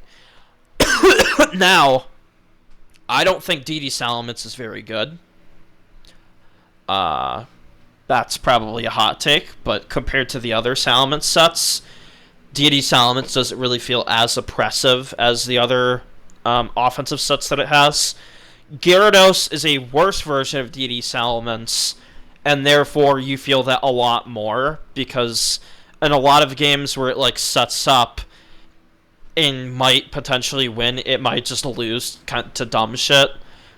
And teams where Gyarados has the potential to win are on the weaker side against Gyarados anyway, because of circumstance or whatever. So is it bad? No. I just kind of feel like that, like Breloom and Claydol, Breloom is a way better Pokemon. It kind of just feels underwhelming a lot of the time. Like, you know, you use it and you're just like, oh, yeah, I could win with Gyarados, maybe, if my opponent lets me. But at the same time, it's very hard to get consistent use out of it. So, I think it definitely has a lot of merit. It has a good typing, you know, it's got good moves. I think the best Gyarados set right now is actually a more defensive Gyarados set. A player named Calavite recently started experimenting with T-Wave Gyarados, which is actually something, which is an idea I think borrowed from Diamond, Pearl, and Platinum, Gen 4, where defensive Gyarados is used in a very similar way, where it uses T-Wave in conjunction with Waterfall to enable some like pair spam bullshit. Here, it does something similar, where like it T-Waves certain like special threats, and it's just a very big nuisance like fighting types and stuff. So I think T-Wave defensive Gyarados has a lot of potential. And I definitely feel like it's more consistent than the DD sets right now. So, all in all, I'm high on like defensive Gyarados, even like rest Gyarados. Rest Gyarados in general, I've always preferred over the more offensive-oriented DD sets. But that is just me personally. Not everyone is going to share that opinion. In fact, I think a lot of people would say, like, I don't agree with that, which that's fine. This video is strictly my opinion, and if you disagree with what I say, feel free to like ping me on Discord and call me an idiot, or call me an idiot in my own comment section. That's what the comment section is for. So, Gyarados is fine. Ooh, Hariyama. Very, very good. In fact, I'm actually going to rate it above Charizard. So I personally don't use a lot of Hariyama, but the Hariyama teams that have won in high-level matches before showcase why this Pokemon is good. So Hariyama is a bulky fighting type that is pretty strong overall. It's got like a base 120 attack. Really good abilities. It's got thick fat and guts, and it's got knockoff. And knockoff is so good that you would build an entire team around using knockoff and wearing stuff down. And Hariyama is a very, very good user of it, because what switches into knockoff? Nothing. Salamence doesn't want to switch into that. The psychic types don't want to switch into that. Skarm definitely doesn't. I think a lot of the Hariyama problems are problems not with Hariyama itself. It's problems with like the Hariyama teams that are currently being made today, which I don't think use Hariyama in the best way. I think it's the players too. I feel like a lot of players don't know how to use Hariyama. I view Hariyama in the same way I use Fortress, where I feel like that players use it on like the wrong kind of team, or they use it in the wrong way. Because and I know how good this Pokemon can be, because there are plenty of replays of McMegan, BKC, you know, Baihai used this thing to great success in a lot of his recent ADV matches, and it's very, very, very strong. So, yeah, I think that Hariyama as a whole has a lot of room to grow in the team builder and has a lot of potential. I feel like that there are some super, super, super strong Hariyama teams that just haven't been made yet. And that potential to just be very strong, for me, just puts it in a very high place in the B tier for me. It's very, very good. And even in like the established, consistent teams that already exist, Hariyama is really good in this. In fact, BKC, I think this year's SPL, he used a Hariyama team with like Claydol, Pursuitar, Wishments, and I've used that team a few times in tournament matches. It's really, really, really strong. So, it's a very good Pokemon. I would definitely recommend using it. Heracross! It's the best fighting type in the tier. I don't give a damn what McMegan says. I don't care what any of you motherfuckers say. Heracross is still the best fighting type in the tier.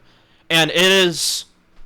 Even though that people will say Megahorn is going to miss, even if you set up, oh, Heracross is checked in the team builder, because even if you're weak to it, it's going to miss. Listen, I know Megahorn is a meme, but that is also complete nonsense, because a lot of these whispers of, oh, Heracross is this, and this, are completely silenced whenever Heracross decides that it's going to wake up today and be like, you know what, I'm going to hit every single Megahorn and Rock Slide and just move and just completely destroy the opponent. It's awesome, right? Its capability of destruction is almost limitless. You know, this Pokemon, you know, it's held back by its speed tier, and you know, the fact that Magneton is almost required to use it. And I know people have used Heracross outside of Mag before. I think Heracross without Mag severely limits its potential, personally, because having Skarm set up the spikes that Heracross is going to have a hard time dealing with, and Skarm itself, which is a very good answer to it, why put up with that shit when you could just mag the Skarm? Just mag Skarmory, dude. It's not that difficult. Just do it! So yeah, there isn't much I have to say about Heracross, because obviously it's the best fighting type in the tier. Obviously it is a very good sweeper. You know, Salac Heracross is one of the most devastating endgame sweepers in the tier. And even like non-Salac Heracrosses, the base Heracrosses with like Jolly, which I think Jolly Heracross is very, very, very strong right now. Even though that, you know, people say, oh, well, you could speed creep above. It's hard for Celebi to speed creep above Heracross a lot of the time. It loses quite a bit from doing that. Even with, like, its speed problems, it's still Heracross. If you're weak to Heracross and it shows up, you're probably going to lose. And even if you aren't weak to Heracross, Heracross is still a massive threat. So I'm obviously going to rank it higher than maybe most people would. I think most people would rank it in like the C tier. I personally think that that is heresy because its capacity for destroying shit is so high that I feel like I have no choice but to just rank it super high. It's a really, really good endgame Pokemon. And in this era where people are like, oh, Scarm #1, you gotta use Sandless shit. You know how easily Heracross just tears Sandless shit apart?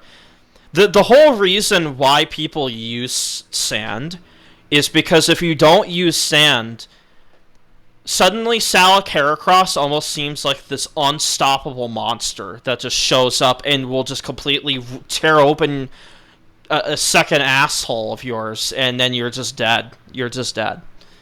Oh, and let's not even forget about Reversal Heracross, which infamously completely annihilates Sandless stall teams just by itself. So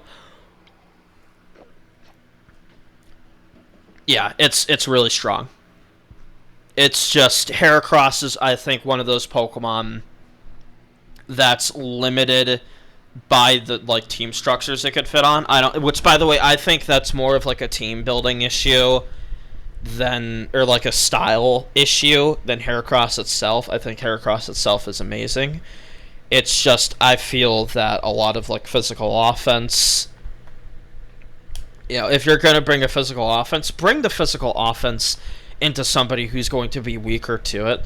Don't fucking bring it into somebody who's going to use Charizard or Moltres or tons of fucking Will-O-Wisp. Don't do that. Just bring it into somebody who is not going to really do that. Bring this thing into somebody like ABR or McMegan or anybody who's more prone to using defensive shit. Bring this thing into disaster area, for fuck's sake. I don't see enough people bringing Heracross into this disaster area. And if somebody in the comments says, oh, he uses defensive wheezing, listen, if you're scared of defensive wheezing with Heracross, just use Fief. Bring Fief Heracross into disaster area and he loses. It's really that fucking simple. Just do it. Don't let your dreams be dreams. Just do it! That's all I have to say about Heracross. I almost forgot that I was doing a tier list video. Not really. So, this is Houndoom. He's my favorite fire type ever. And therefore, because I'm biased, I'm going to rank Houndoom above these other losers. Because, unlike most people, I think Houndoom is actually pretty decent. I don't think it's terrible. I don't think it sucks. I think people just suck at building with it, and I think people just suck at using it. It's another one of those Pokemon that I think players just have an issue of using this thing and putting it on a team. I think this Pokemon is amazing for like what it does. It is a fire type that walls other fire types, and it is a fire type that completely utterly destroys Celebi. Completely and utterly. And it annihilates Jirachi. I don't understand. And it's got Will-O-Wisp. So this whole thing of like, oh, Tar's an issue, Menta's an issue, it's got Will-O-Wisp, bro. What are you talking about? Just use Will-O-Wisp. Just spam fire moves to your heart's content. Hell, remember when I was talking about like Will-O-Wisp spam? Houndoom completely destroys that Will-O-Wisp spam shit. It doesn't care about Moltres. It doesn't care about Gengar. It doesn't care about any of that shit. Now, yes, it has problems. It's weak to Dugtrio, which is the same problem that all the other grounded fire types have. It has a very weak to latent typing. It's weak to fire, it's weak to rock, it's weak to ground, it's weak to water. Those are some very, very significant weaknesses. But for Christ's sake, this Pokemon isn't worse than this, or this, or this. There's just no way. There's just no way in my mind. Houndoom has a lot of potential to be good. You guys just suck. That is my opinion on Houndoom. Houndoom has a lot of potential to be good. You guys just refuse to allow it to be good because you're either biased or you just hate dogs. There are some, I swear to God, there are some people watching this video who think that cats are the best thing in the world and dogs just suck. And which you guys also just suck because dogs are awesome. So, anyway, how good is Houndoom? It's as good as a D tier gets in my mind. So, I might honestly just rank it above. No. Realistically, I think Articuno. Articuno is seen more, it's used more, and I think it has a better established niche than Houndoom. And Houndoom, it's a lot harder to pull off than Articuno. Articuno is just a lot more brain dead. You send it in on like a Mono Suicune, you click Roar. You send it in on a Swampert, you just sit there and you wall forever. Oh, and you can't be frozen by Ice Beam. That's another thing that I forgot to mention with Articuno when I was talking about it walling Swampert. It walls Swampert forever because it also can't be frozen. And it's not weak to Ice Beam, so that's cool. Also, Houndoom is overhated. Stop hating on Houndoom. Hate the teams that it sucks on. Stop. Hypno. Hypno is a fucking meme. Listen. There was a time when Hypno was absolutely terrifying in ADV OU. 2019 and 2020 were really scary because Hypno was a very crucial part of a style called Meat Pass. And Meat Pass was so insufferably good that Mead was one of the first players to hit 1800, and he was also the main contributing factor of getting Baton Pass banned. So, Mead, if you're watching this video, special shoutouts for you. Thank you for doing what the council refused to do and got this fucking shit banned. But now that it's banned, aka we're down to like the current rules that we're at now and not the 3-pass rule that we had, where Hypno was able to enable all types of like ridiculous, uncompetitive dog shit. How good is it now? It's bad. It's real bad. It's awful. Don't use Hypno. The only person that uses Hypno is me. I have tried Hypno on my own. It's awful. And the reason why Hypno is awful is because you're basically using a Calm Mind Pokemon, or like a Pokemon that just sets screens and does nothing else. That is bad, because one, the power level of advance outside of Baton Pass nonsense is not high enough to where you could just set screens and then like do a thing and just be like, okay, go crazy. We're not at that power level yet. And even Gen 4, you know, you don't really see the screens thing all that much. You don't really see the screens thing get used and abused as much until Gen 5 and ORAS. But here, where the power level is way lower, and you don't have shit that it can just auto-win, like Volcarona, screens are a lot. And plus, we don't have Light Clay either. So, it's just bad. It's just bad. Don't use it. Oh, God. You guys, if you guys are familiar with me at all, you guys know that I absolutely despise Jirachi. I fucking hate this Pokemon so much. It is the devil. It is so bullshit. And I fucking hate it so much. Just because of its capacity to hacks people to death with its crits and its freezes and its burns and its other bullshit. But if I get past my bias and the fact that this thing has hacked me so many times that I've lost count, it's really strong. One of the best sweepers in the tier. One of the best defensive Pokemon in the tier, too. It has the same typing as Metagross, and it has the ubiquitous base 100 across the board that the other Mythicals have. So it's really tanky. It's really strong because it has a really steep move pool. It's got Stab Psychic. It doesn't have a Steel Stab yet. If I ever make a DPP tier list, I will talk extensively about how Jirachi getting a Steel Stab was like one of the worst things that could have possibly happened. But luckily, it doesn't have a Steel Stab yet. But it's got a bunch of other moves. It's got, you know, Hidden Power Grass, Hidden Powers in general. Thunderbolt, Ice Punch, Fire Punch, Body Slam, which has a 60% paralysis rate because of Serene Grace. It's got Wish.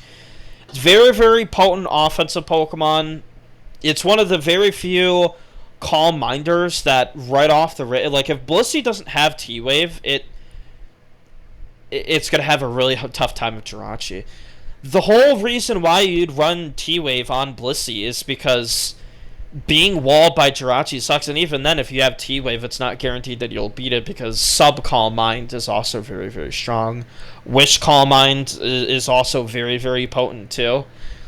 Jirachi can do so much, and it's so good at everything that it does. Its defensive typing is awesome. Yes, it's weak to Dugtrio, but Jirachi is probably one of the best Pokemon that is weak to Dugtrio that has the potential of beating it. Defensive Jirachi infamously is very, very good at BSing its way past Dugtrio through like burns, paralysis, all types of nonsense that it could do to Dugtrio. So it's one of the better Pokemon that is trapped by Dugtrio that actually has like a better chance against it. And obviously, because it has so many sets and it's so versatile and so strong, it fits on everything. It fits on defensive styles, offensive styles, balanced, Superman. Every style imaginable this thing fits on. It could even be argued that it has more use than even something like Blissey, because it you know... Well, obviously, Blissey is really, really strong, and it walls a ton of stuff. It's not as good as Blissey, but I think it could be argued that it's more splashable than something like Aerodactyl and Celebi, just because its typing is so ubiquitously good that it checks a lot of stuff, and it does just so much in the battle. It's so good. And when you factor in the bullshit factor of Jirachi, too, it just makes it all the better. It's incredible. Jolteon, one of the better C-tier Pokemon. In fact, I'm going to rank it above Gyarados. I won't quite rank it above Breloom, because I do think that Breloom is more consistent overall, but Jolteon is really, really strong. It's definitely a more overlooked part of the metagame currently, because it's immune to, like Thunderbolt. It's an electric immune, which is awesome. It's a really, really good check to Gengar. It's one of the very few Pokemon that not only outspeed Starmie, but consistently OHKOs it as well. So it is one of the better Starmie answers in the tier. Because not only can it just answer it defensively, but it can also answer it offensively as well, because it actually is one of the very few Pokemon that outspeeds an OHKO Starmie. So... yeah, it's really good offensively. It's pretty strong, too. Base 115 special attack. It's hitting Tar and Metagross pretty hard. They don't really enjoy coming into Thunderbolts, especially with spikes down. And even without spikes, Jolteon is a really good Pokemon on special offense, because it answers Zapdos pretty well. It answers certain like Calm Minders very well with Roar, so it could phase out like Jirachi and Raikou, and even to some extent it's good into like the Rain Dance Sweepers as well. It's not as good. It's a pretty decent Pokemon for what it is. It's really, it's better against offense than it is into like defense. Into defensive teams, Jolteon struggles a lot more. And we're in an age where like there's a bunch of Celebi and Claydol.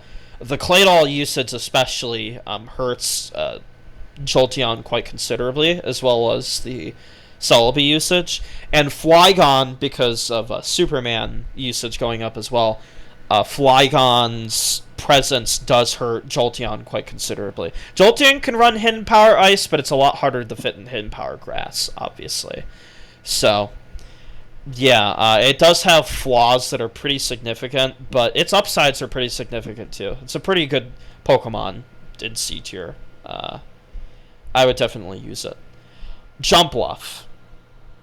A Pokemon's entire usage that is predicated on being Spikes immune, having Sleep, and having Encore and Leech Seed. This Pokemon Basically, it doesn't do any direct damage in battle. Its direct damage capacity is awful because it has 55 attack and 55 special attack, but it has every good utility move in the game, bar knockoff.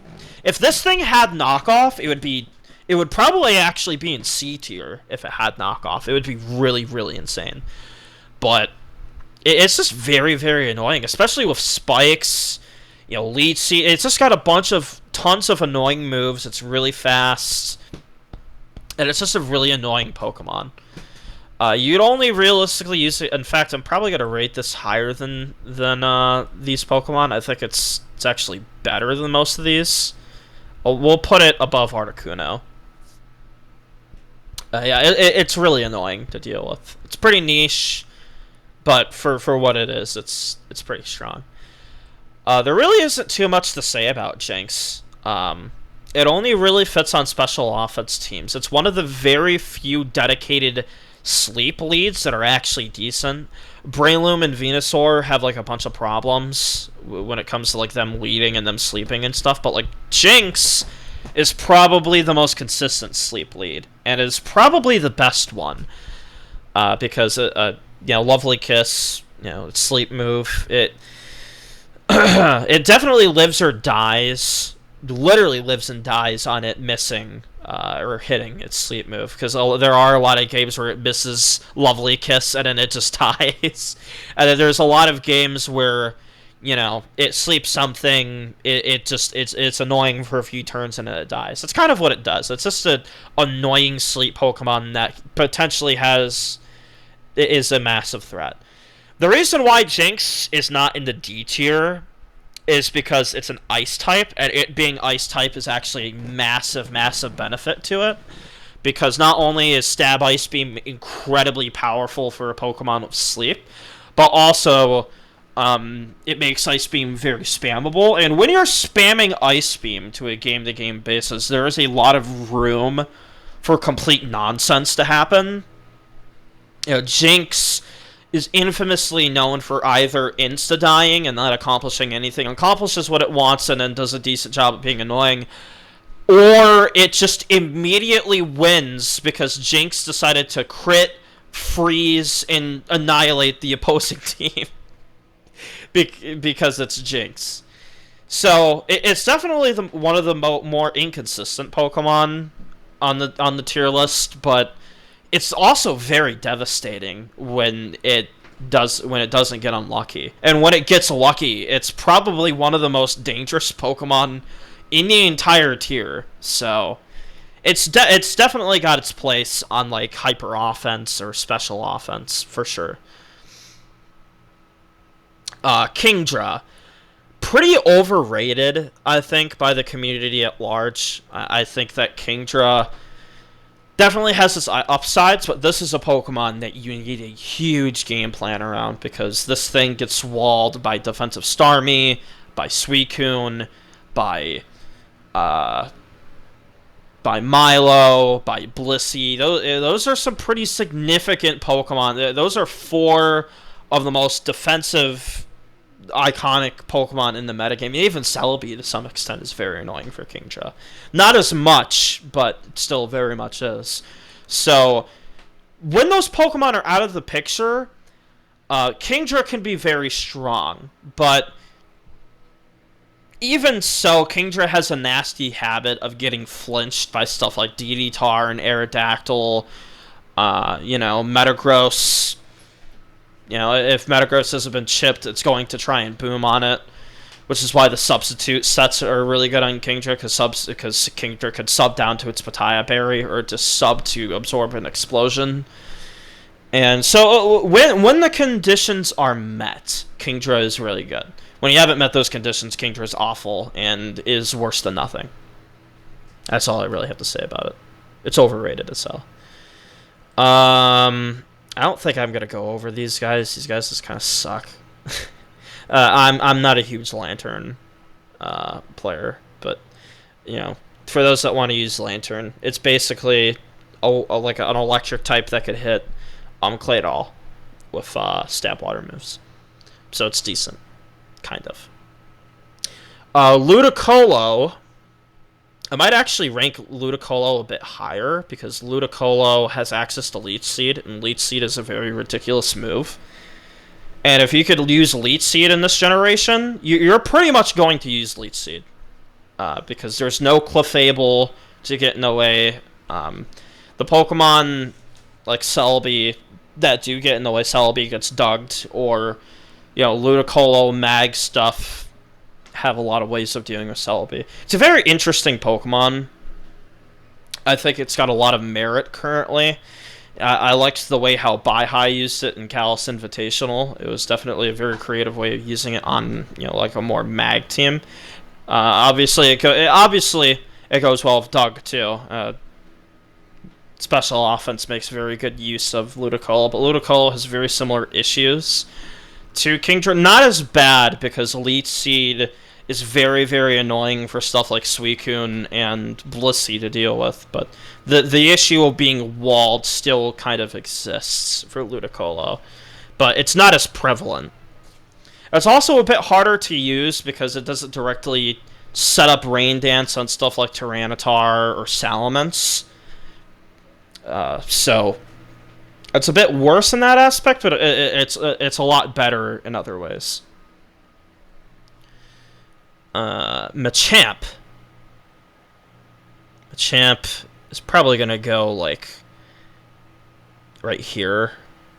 It's pretty. It's pretty good like anti-Stallmon.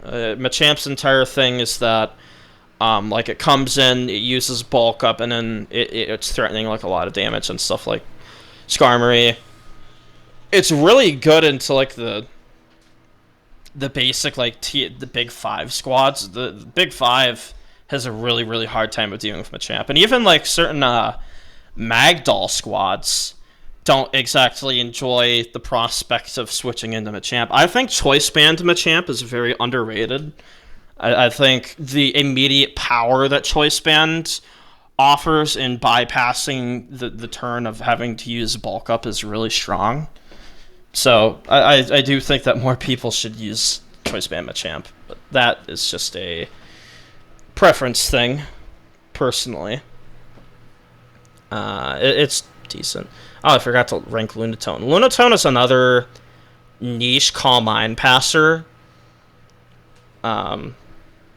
Its merit over Espeon is that it's a Calm Mind passer that isn't at all threatened by Salamence or Dugtrio. It just completely ignores those. So, it definitely has merit. Is it very good? I'm not sure, because I've never used it. It might be, because it also gets access to Explosion as well. So, it has potential. I don't know what that potential is, because I haven't personally used it, but it has use, for sure. Magneton. Magneton is going in A tier. Probably, like, right here, probably behind Claydol. Yeah, that's probably a good place for Magneton. So, Skarmory is everywhere, and it is ubiquitous, and it is seen on a massive majority of teams in ADVOU, and Magneton is the best way to just get rid of it.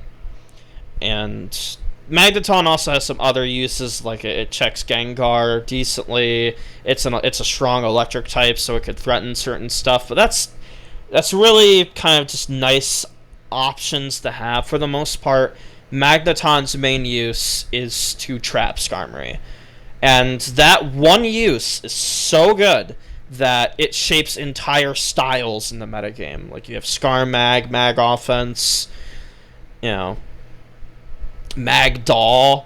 There are entire styles that are built around the concept of removing Skarmory and taking control of the game, and those styles would not exist without Magneton. Magneton is a very, very important piece of offense, and especially defensive teams. Defensive teams, I think, make better use of Magneton, personally. Kind of the same way how Diamond, Pearl, Platinum makes better use of stuff like Magnezone as well. But it might not look much, but believe me, Magneton. And also, Magneton is able to trap Choice Band Metagross. So, that is also really, really strong, because Choice Band Metagross is insane. Okay, Marowak. Very, very, very niche. It's basically a Speed Pass recipient. A lot of the pair spam stuff with Marowak, I think, is bad. Yeah, sure, there's that famous team that Star used way back in 2015 or 2016. Listen, those were different times, and Marowak is a very, very infamous staple of Speed Pass. I think everybody has gotten swept by Speed Pass into Marowak at least once. I think everybody who has played this game for more than like 100 hours has lost to Speed Pass Marowak at least one time. It's so ubiquitous with Speed Pass, it's almost like a bit of a meme, because you almost expect Speed Pass every time to like have Marowak, right? Because it's so good with it.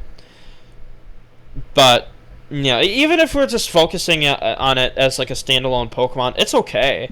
It's very, very, very strong, and it's got like a decent defensive typing, but it is dick-ass slow. Base 50 speed is unacceptably bad. You know, being slower than Tar and Meta, that's awful. Being slower than all of the water types is also bad. Its base speed is such that it's slower than Swampert, so more offensive Swampert, just outspeed it and drop it. So that's why it usually is used as Speed Pass, because by itself it's very, very underwhelming, despite the raw power that it has as at its disposal. Speaking of a Pokemon with raw power, we have Metacham, who is going in the C tier for sure. I'm actually going to put it right beside Breloom. It might actually be better than Breloom in some aspects. I don't know. Is that a controversial take? It might be. So, like, Metacham's entire thing is that it completely sacrifices all of its defensive utility. It doesn't really have any. Unlike Heracross, which has just a little bit of defensive use, this thing almost has none. It has no defensive use at all. But it confiscates for this by being the physically most powerful Pokemon in the entire tier, period. This thing's capacity for destruction is very, very extensive.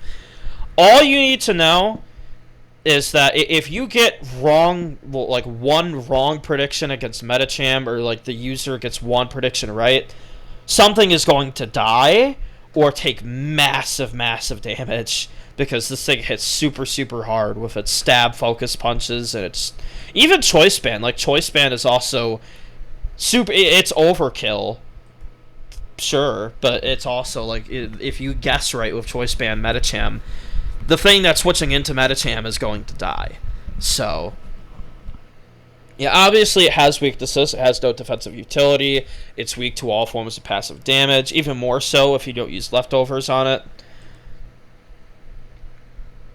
But the power is so overwhelming that you would consider the sacrifice of defensive utility, because its offense is so massively rewarding that it kind of does have defensive utility, because it's insta-killing shit, and therefore its defensive profile is that you might be able to just insta-kill stuff on the opponent's side of the field. So it's really strong. I also forgot to mention Mantine. Mantine is kind of like Articuno. It's very, very niche. Its entire thing is that it walls not only Swampert forever, it walls Mono Suicune forever, which is kind of funny. And it's Spikes immune, so in that aspect, it's kind of better than Suicune, or answering Suicune than Vaporeon. That being said, it's very, very, very niche, obviously. Metagross. This thing's going in S tier immediately. So remember when I was talking about Jirachi's typing is really, really good because it's immune to sand? It's very versatile and very strong. Metagross is Jirachi, but stronger. offensively, because Meteor Mash is one of the most spammable attacks in the entire game. Just Metagross at base is so powerful because it checks Tyranitar, it checks Arrow, it demolishes Blissey. It just runs right through it. The trappers aren't very good at trapping it.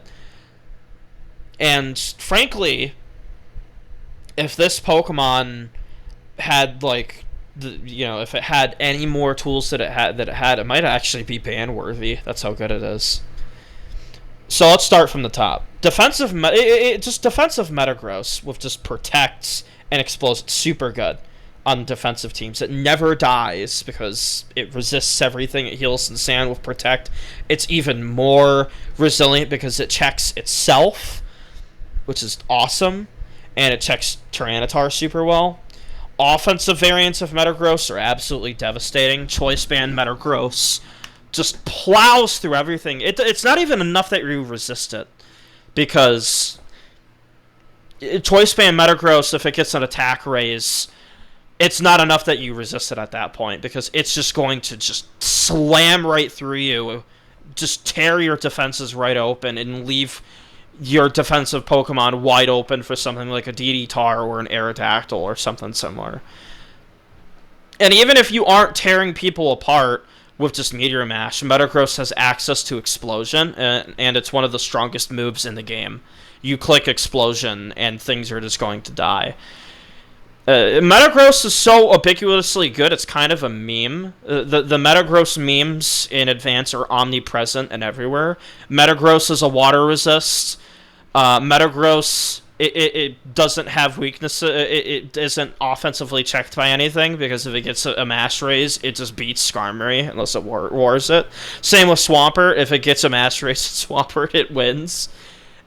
And even if its non-choice band sets, like Agility is absolutely devastating in the late game. Mixed Metagross, I don't think it is as good, because it kind of takes away from what makes Metagross good to begin with. But the surprise factor alone is really good. And hell, if Mixed Metagross gets a good matchup, it's obviously absolutely devastating.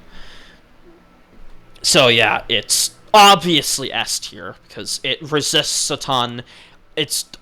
Offensively, it's monstrous. It beats everything, basically. It's unstoppable, damn near.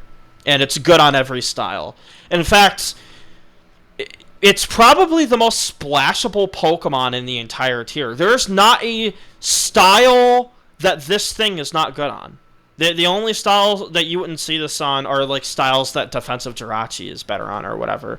But that just goes to show how good this thing is. It is so overwhelmingly powerful and so good defensively that you could just put it on any team, it would automatically be better because it has Metagross on it.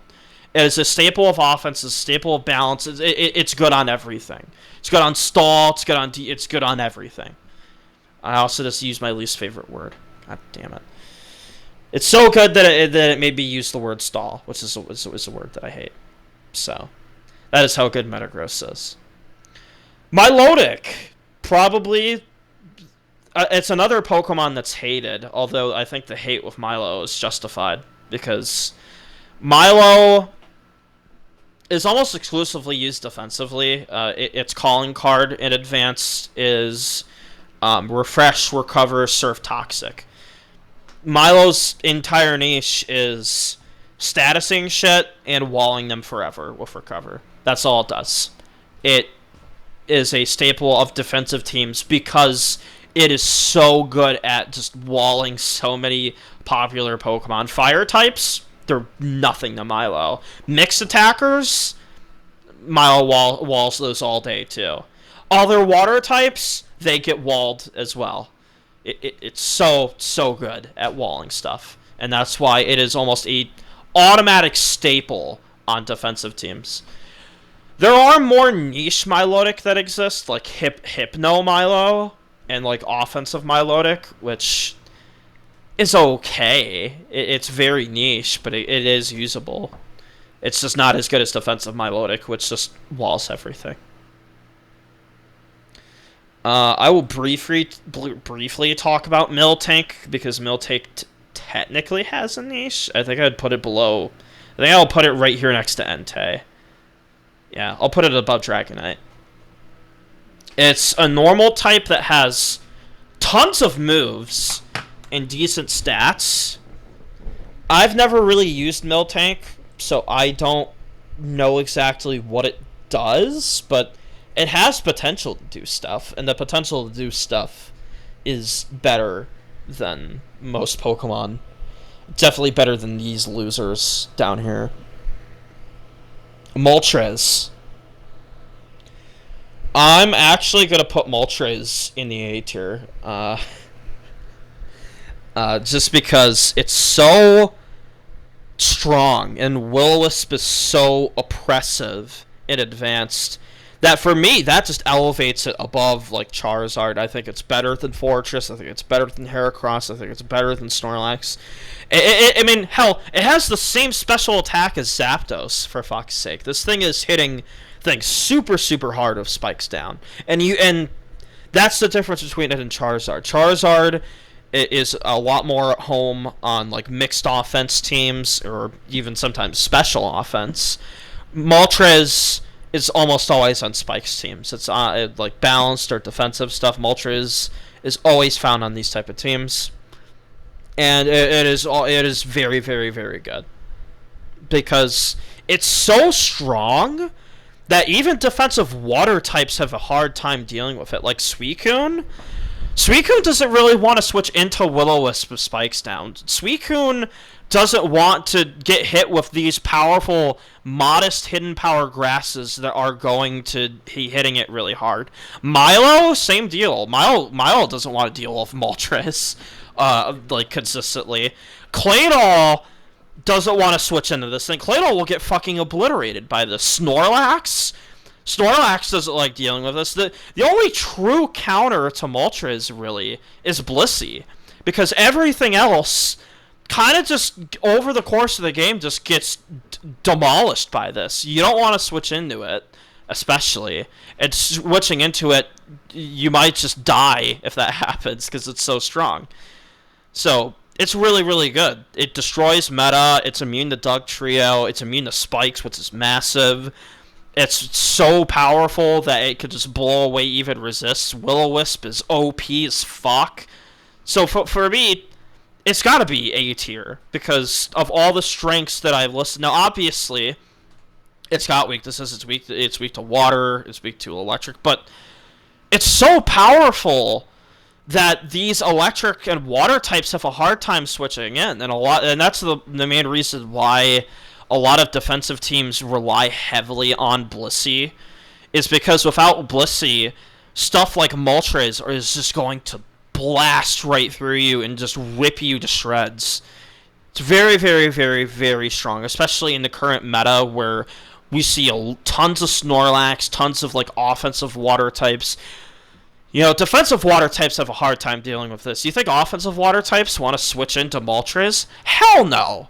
Hell no, they do not. They are gonna get steamrolled by this. One wrong switch or one wrong predict, and Moltres is just going to just blow you away.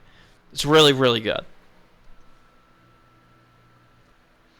I would rank Mr. Mime, but funnily enough, Mr. Mime is actually banned from competitive use. Mr. Mime got banned twice. It got banned when, like, Mead Pass was at the height of its power, and then it got banned a second time because Mead wouldn't stop breaking the game with it. So I think I would just mention it as, like, an honorable mention. I'm not actually going to rank Mr. Mime, because Mr. Mime is banned and therefore is currently unranked on the tier list because it can't be used. But I think I would mention it just because it was really, really strong on Baton Pass teams when it was unbanned. The same with Cacturn as well. I didn't talk about too much about Cacturn, but Cacturn was one of the primary reasons why Sandveil was banned. In fact, it was so good at using Sandveil that entire physical offense was super, super powerful when they used Cacturn and Gligar. Those Pokemon, so when those two Pokemon got banned, physical offense took a massive, massive, massive hit because they relied heavily on these really good disruption tools to stay viable. And when they got hit, the entirety of physical offense kind of took a hit. Ninjask. I am going to rank Ninjask. I'm not going to leave it unranked because it does technically have a place in the meta as like a super super specific anti-offense Pokemon that Ninjask only really works against other offensive teams that don't really have phasing moves to where it could just baton pass speed over and over and over and over and over and over and over and over again and just be really fucking annoying.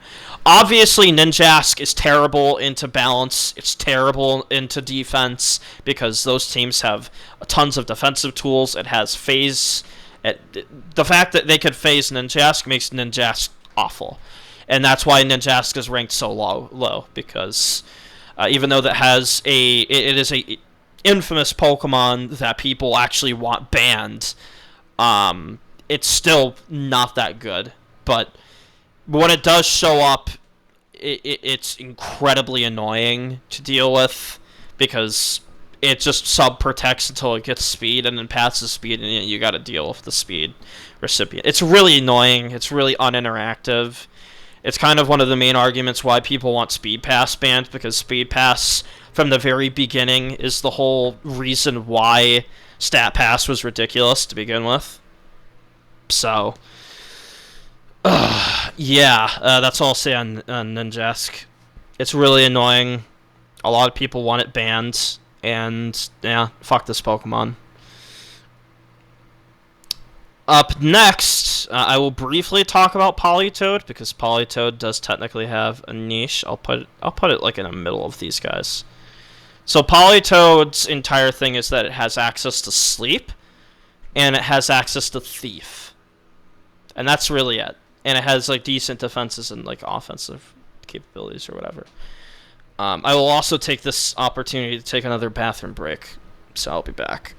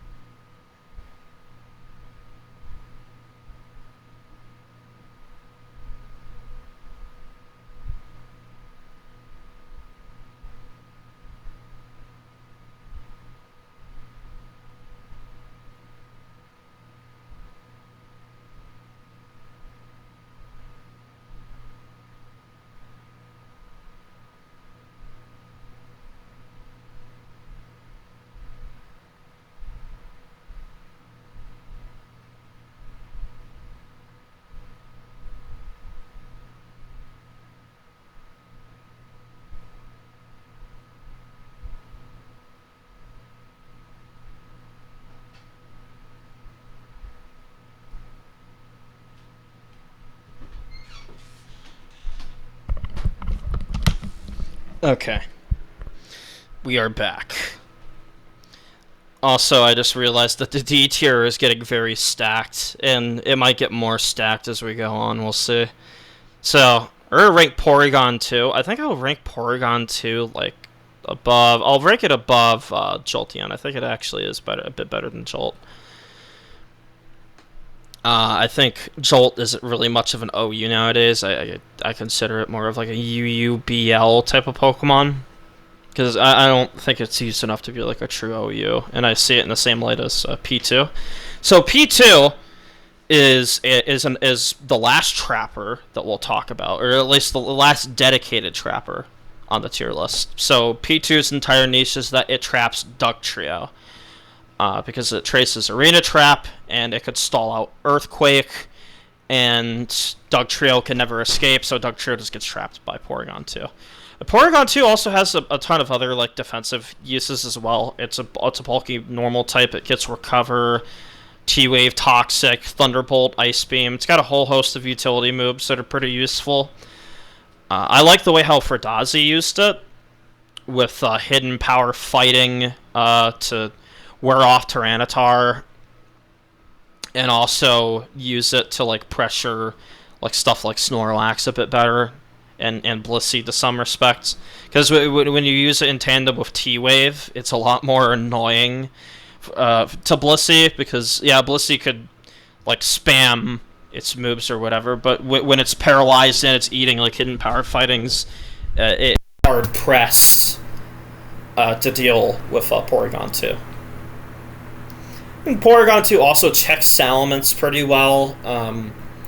Not as well like with Arrow, but it could paralyze Arrow with T-Wave.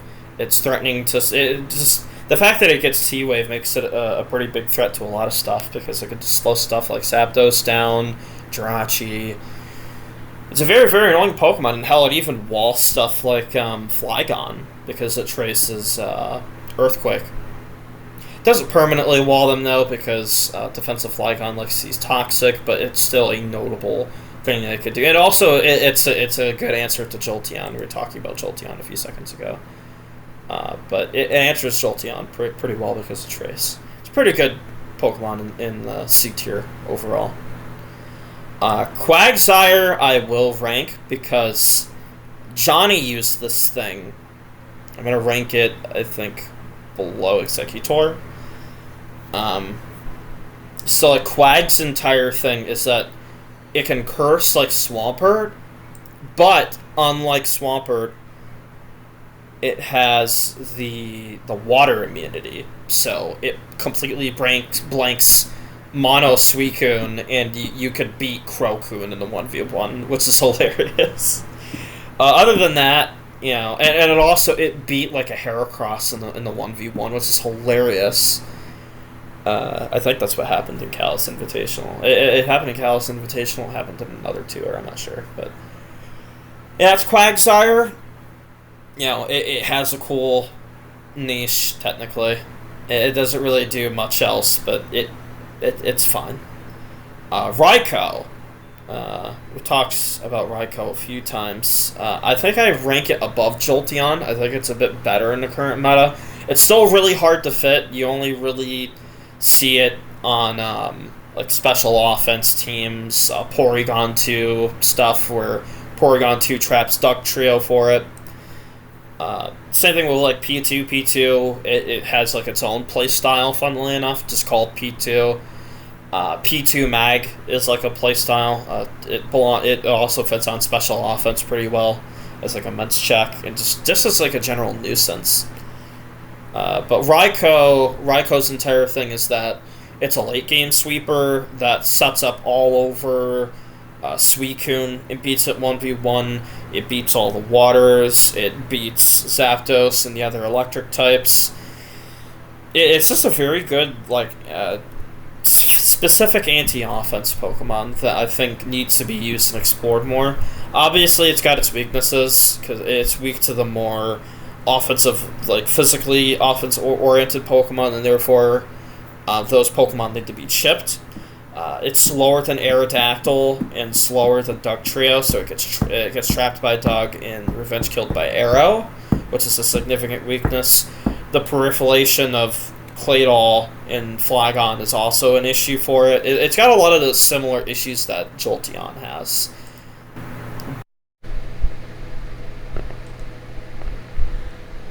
You know, it's a bit better off because it's a lot more consistent in the late game.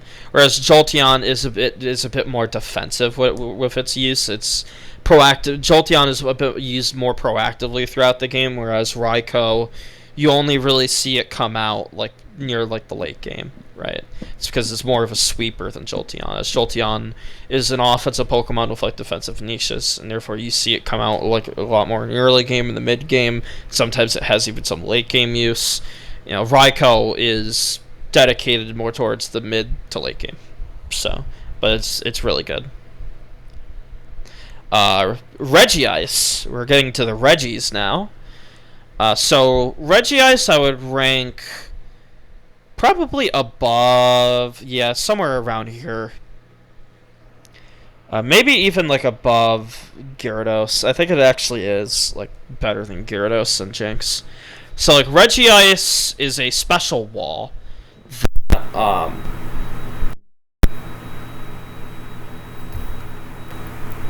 okay, I'm an idiot. I end up messing up my mic again. It's a special wall that is stronger than Blissey, that has Stab Ice Beam, and because that it's stronger, it's a lot more offensively threatening. And it's got a good move pool. It's got access to Thunder Wave, Thunderbolt, Explosion, Psych Up, which is pretty funny. Regice also has some pretty significant weaknesses too. Like it's weak to all forms of passive damage. It's weak to ice, or not. It's not weak to ice, because it's an ice type. It's weak to rock, steel, fire, and it gets worn down really easily through spikes and sandstorm. And hell, all of the flaws that I just listed is why it fell from OU to borderline, is because those weaknesses are so prevalent that it's really, really, really hard to fit. And therefore, you only really see it on special offense. But on special offense, it's really good. It's a really good answer to Gengar. It's a good answer to the electric types.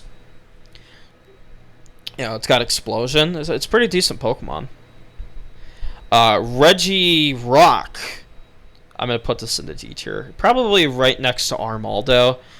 The whole thing with Regirock is that it is a rock. It has the highest physical defense in the game. So it's tied with Aggron, I believe, but Aggron's typing is way worse. So it practically is the physically bulkiest Pokemon in the tier. It could take anything. Basically, it could take Meteor Mashes, or EQs, fighting moves, and it won't die. I've been pretty big on like Choice Band Regirock recently. It's pretty fun. But like the more traditional Regirock sets like T-Wave and stuff like that are decent. It's got Boom.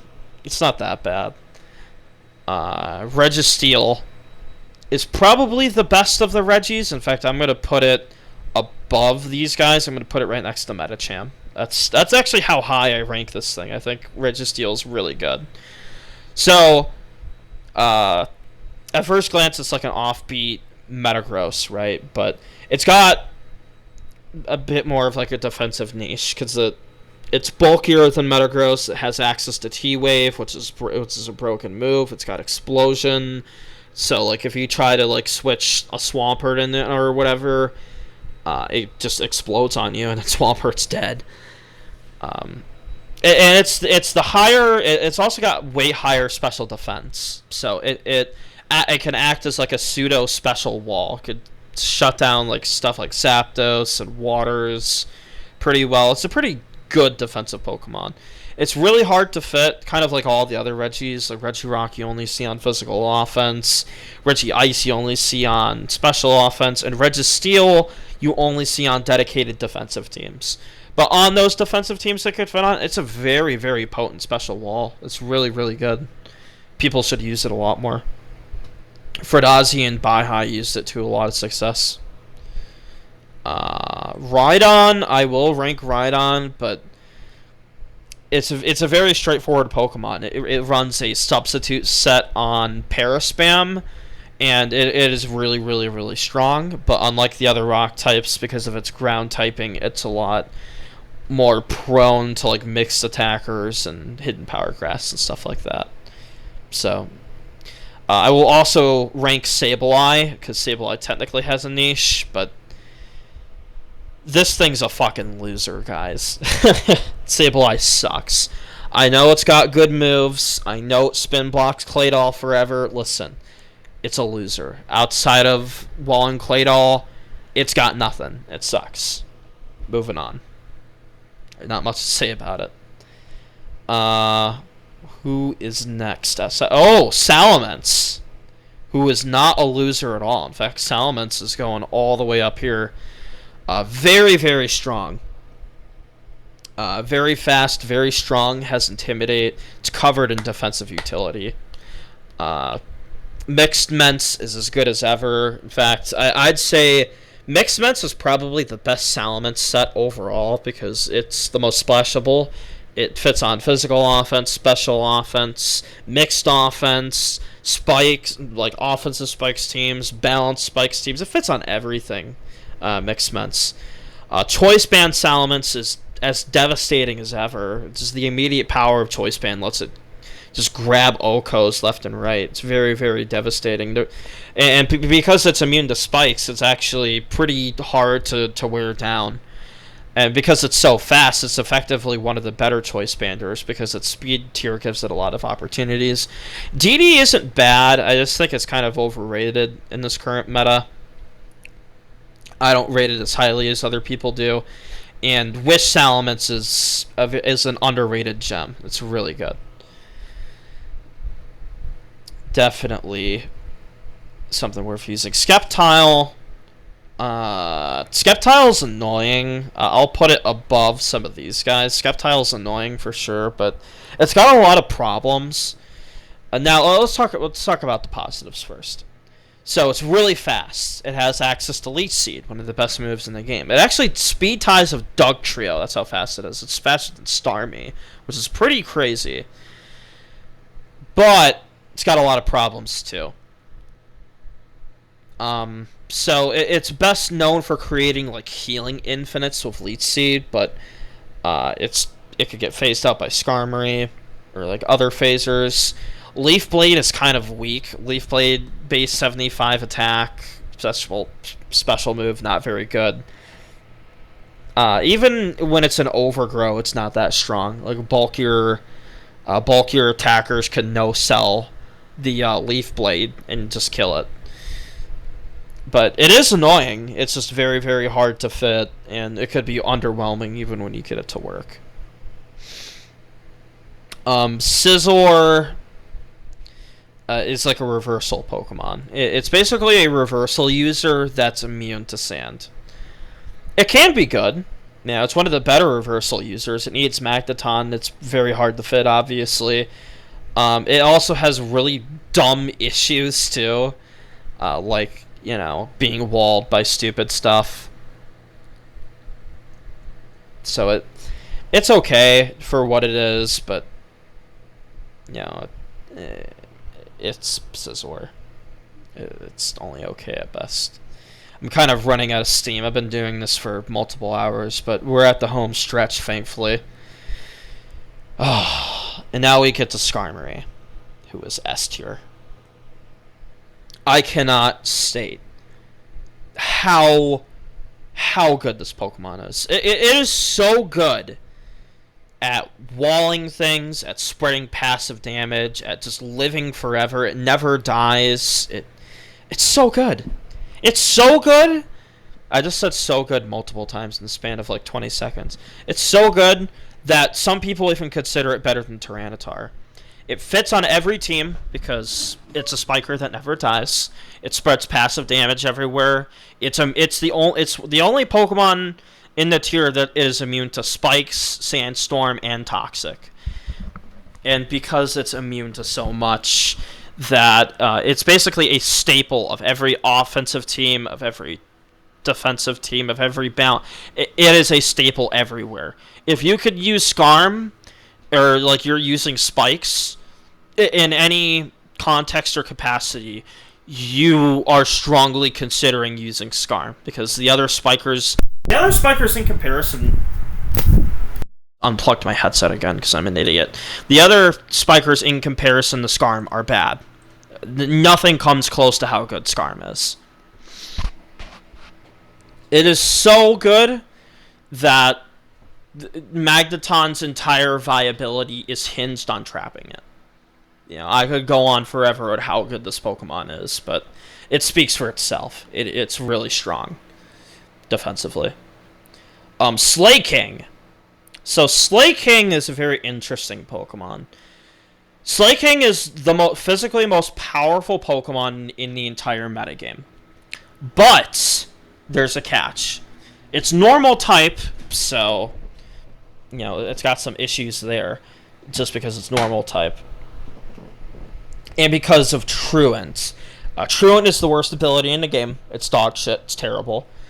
But it's not so bad yet that it's like unusable. And like Gen 4 onward, it's basically unusable in every tier because Truant is that bad. But it's not so bad that it's unusable here. It actually does have some use. Now, it is walled by Scarm, so you almost always use it with Magneton. It only really fits on Mag Offense. There was some like creative usage of it, like Blues used some weird ass fucking team with Blastoise. I'm not kidding. He topped ladder with a team with Slaking in Blastoise. It was insane. People were fucking astounded with how he was able to get. It was like a fucking low ladder Muppet team that he got to like 1800 or something. It was crazy. And he did it with Slaking. So, because it's so overwhelmingly powerful, it does have use, but it's way more limited compared to something like Heracross or Medicham or Aerodactyl or Salamence even, who have a lot of power, but they don't have dog shit abilities. So, in fact, their abilities are really, really good. So, that's all I have to say about Slaking. It's got potential. Slowbro, I have a thing. I've been testing Slowbro quite a bit. It's a pretty interesting Pokemon. It's basically a water type with good defense and decent enough special attack and an infinite move pool.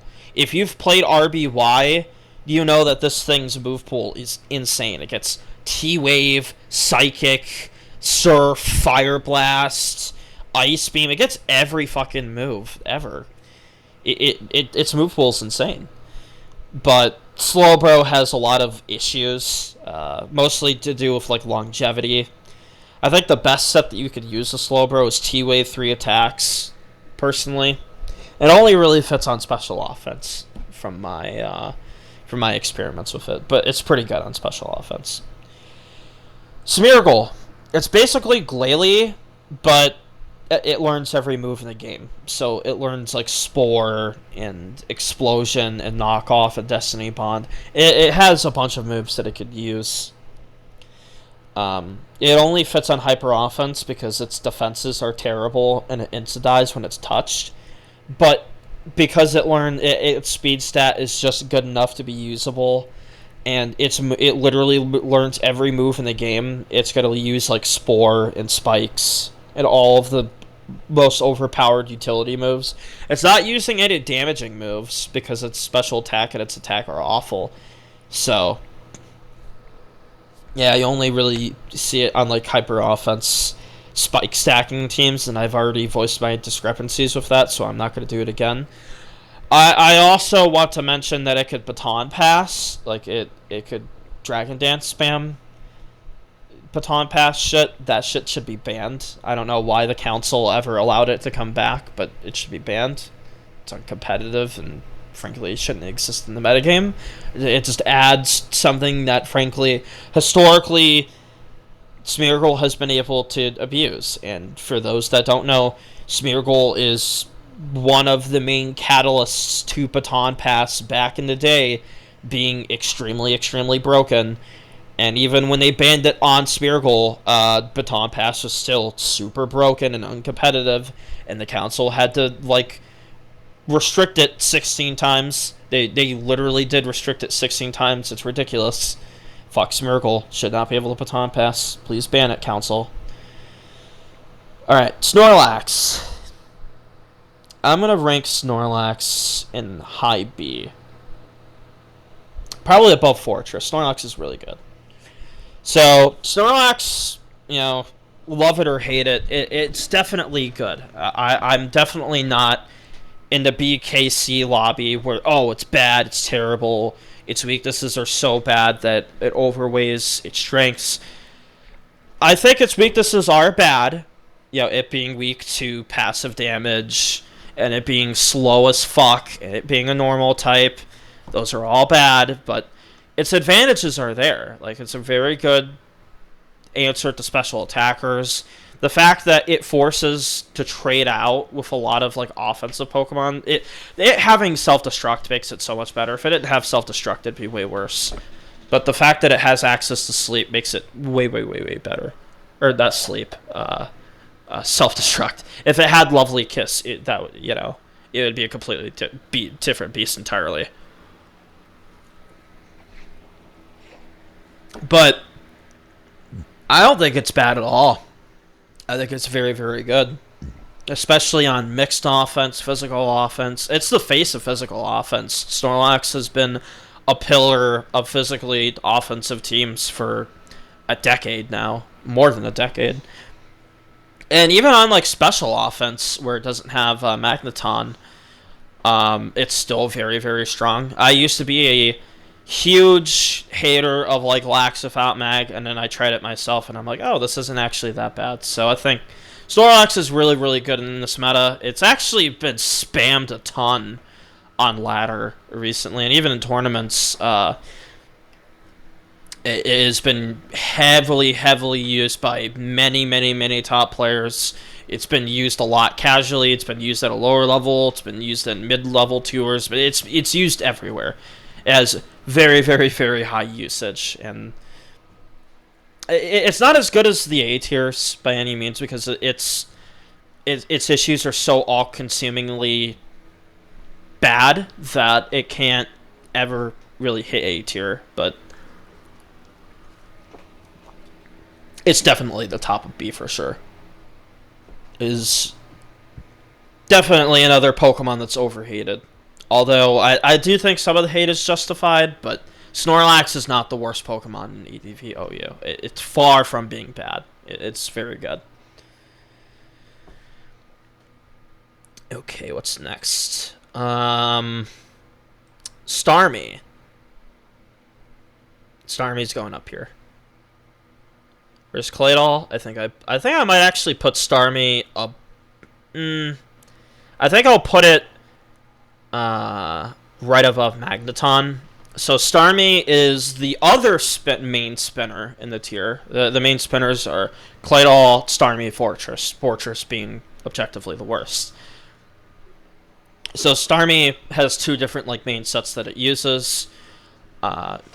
Defensive Starmie, which is very, very, very annoying for certain teams because it doesn't die, it has tons of longevity through natural cure and recover.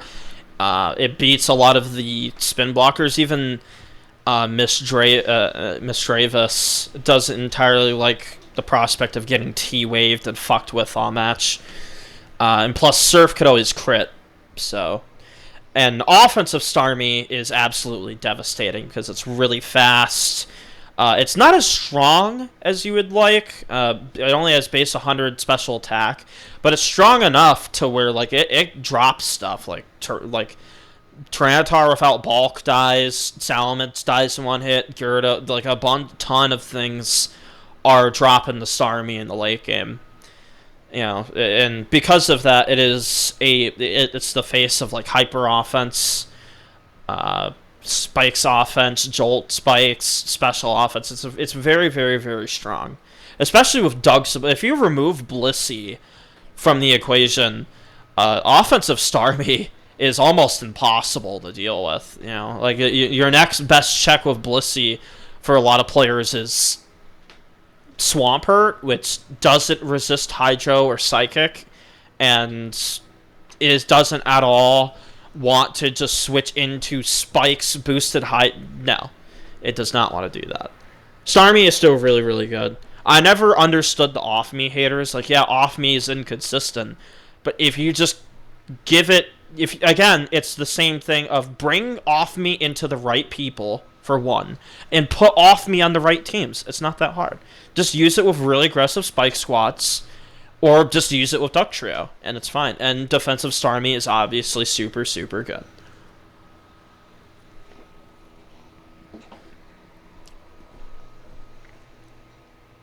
Mm-hmm. You know, it's awesome. You know, it's also good. Pepsi Max. Pepsi Max is awesome. We'll briefly talk about Steelix. So Steelix is like a UD Pokemon. I think I'll just rate it. I'll put it like next to Dusclops. So Steelix, Steelix's entire thing is that it is a Zapdos. It's kind of like Camerupt in the sense that it is a Zapdos answer that isn't at all weak to its hidden powers, because it doesn't use hidden power fire, and it doesn't learn Heat Wave. If it did learn Heat Wave, then Steelix, would not at all be a Zapdos answer. But Steelix has the iconic Steel Ground typing, which Excadrill would adopt in later gens and be absolutely ridiculous with it. And because of that Steel Ground typing, it's a pretty decent answer to Metagross and Tyranitar. It's pretty annoying against Snorlax, and it has Boom too, so it's not too bad.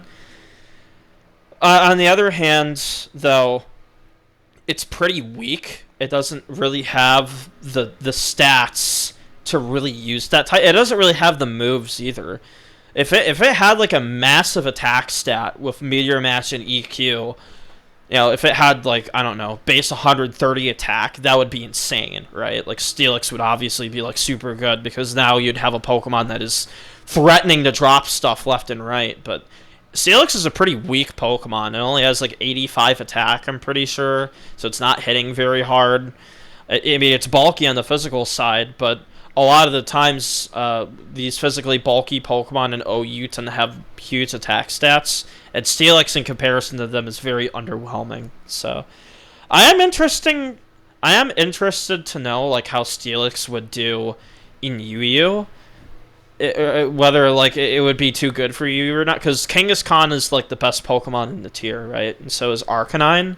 I'm wondering if Steelix would like make that tier worse. I don't know enough about ADV UU to know like how good Steelix would be. So if somebody in the comments that is familiar with ADV UU, or just DM me in Discord or whatever.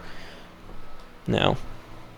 But I don't think Steelix is that great. In fact, I might just rank it down here, because I don't think it's better than Dusclops or Donphan, but it has use. I know that. It's just not very good.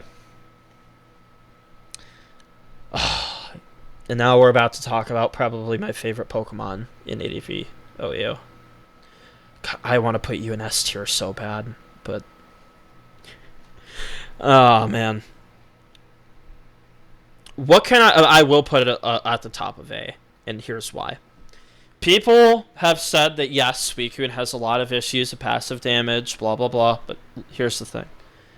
This Pokemon is the best win con in the entire game. Nothing wins more better than Suicune does. Suicune is so good defensively that, and it's so good at just being able to set up and just steal a game. How many games have been won from Crocoon just getting good luck and just ending the game immediately, or Roarcoon just stomping or something similar happening, or Subcoon being super annoying, or Offcoon completely tearing somebody to shreds? I cannot state how good this thing is, and it fits on everything too. It fits on special offense. In fact, it is probably the most important Pokemon on special offense besides Zapdos. Special offense is going to use Suicune every time because it's so good. And Suicune synergizes super well with the most popular trappers too. It synergizes super well with Magneton. It synergizes super well with Dugtrio. It synergizes well with everything because pure water typing, very good defenses, pretty good speed, decent special attack. It's surprisingly not very strong, but because it has access to Calm Mind, people tend to forget that, yeah, it's not very strong immediately, but because it has Calm Mind, it just sets up and destroys everything. It's absolutely devastating. I cannot stress enough how good this Pokemon is. And people will state, oh, but it needs like more support than most.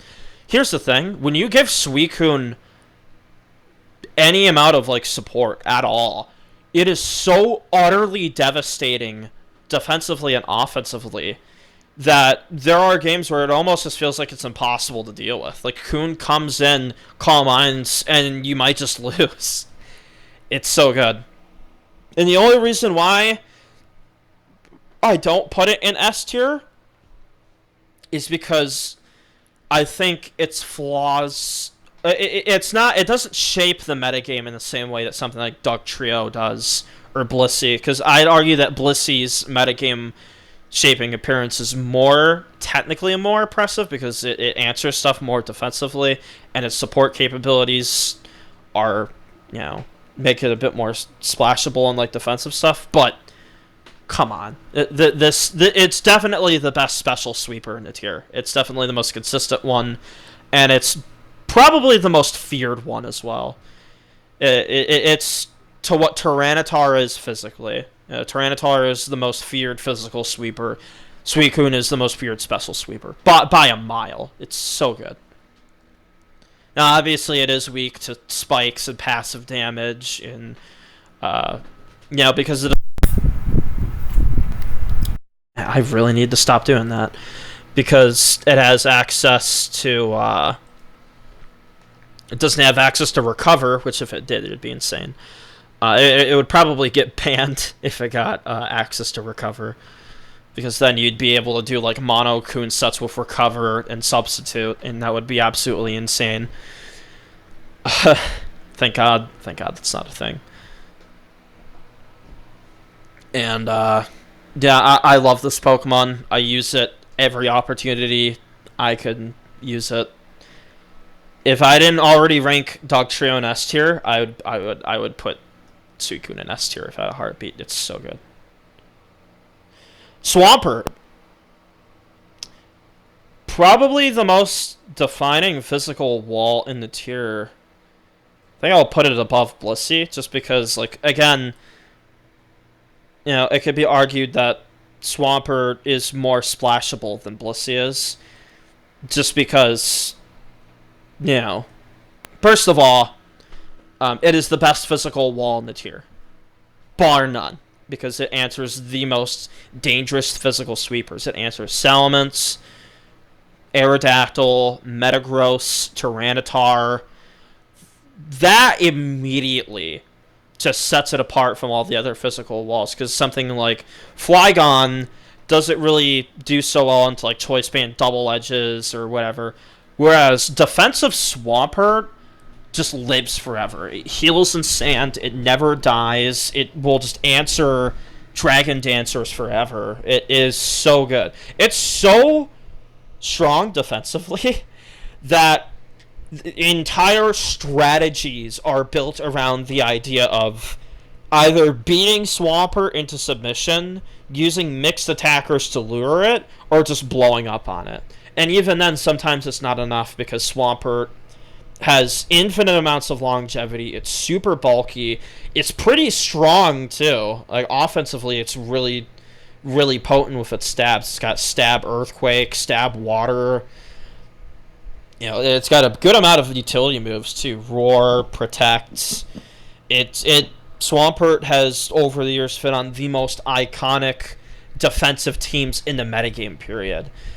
It's in the sense that you could put Swampert on a defensive team and it's going to just wall stuff forever and just never die. And it's always going to be good. There's never a game where Swampert feels like absolutely useless to me. I feel like that Swampert always has use. The only time Swampert doesn't feel like it's good is like in Milo Celebi matchups, but Milo Celebi teams are rather rare nowadays because they get easily taken advantage of by the offensive styles that are popular in the meta now.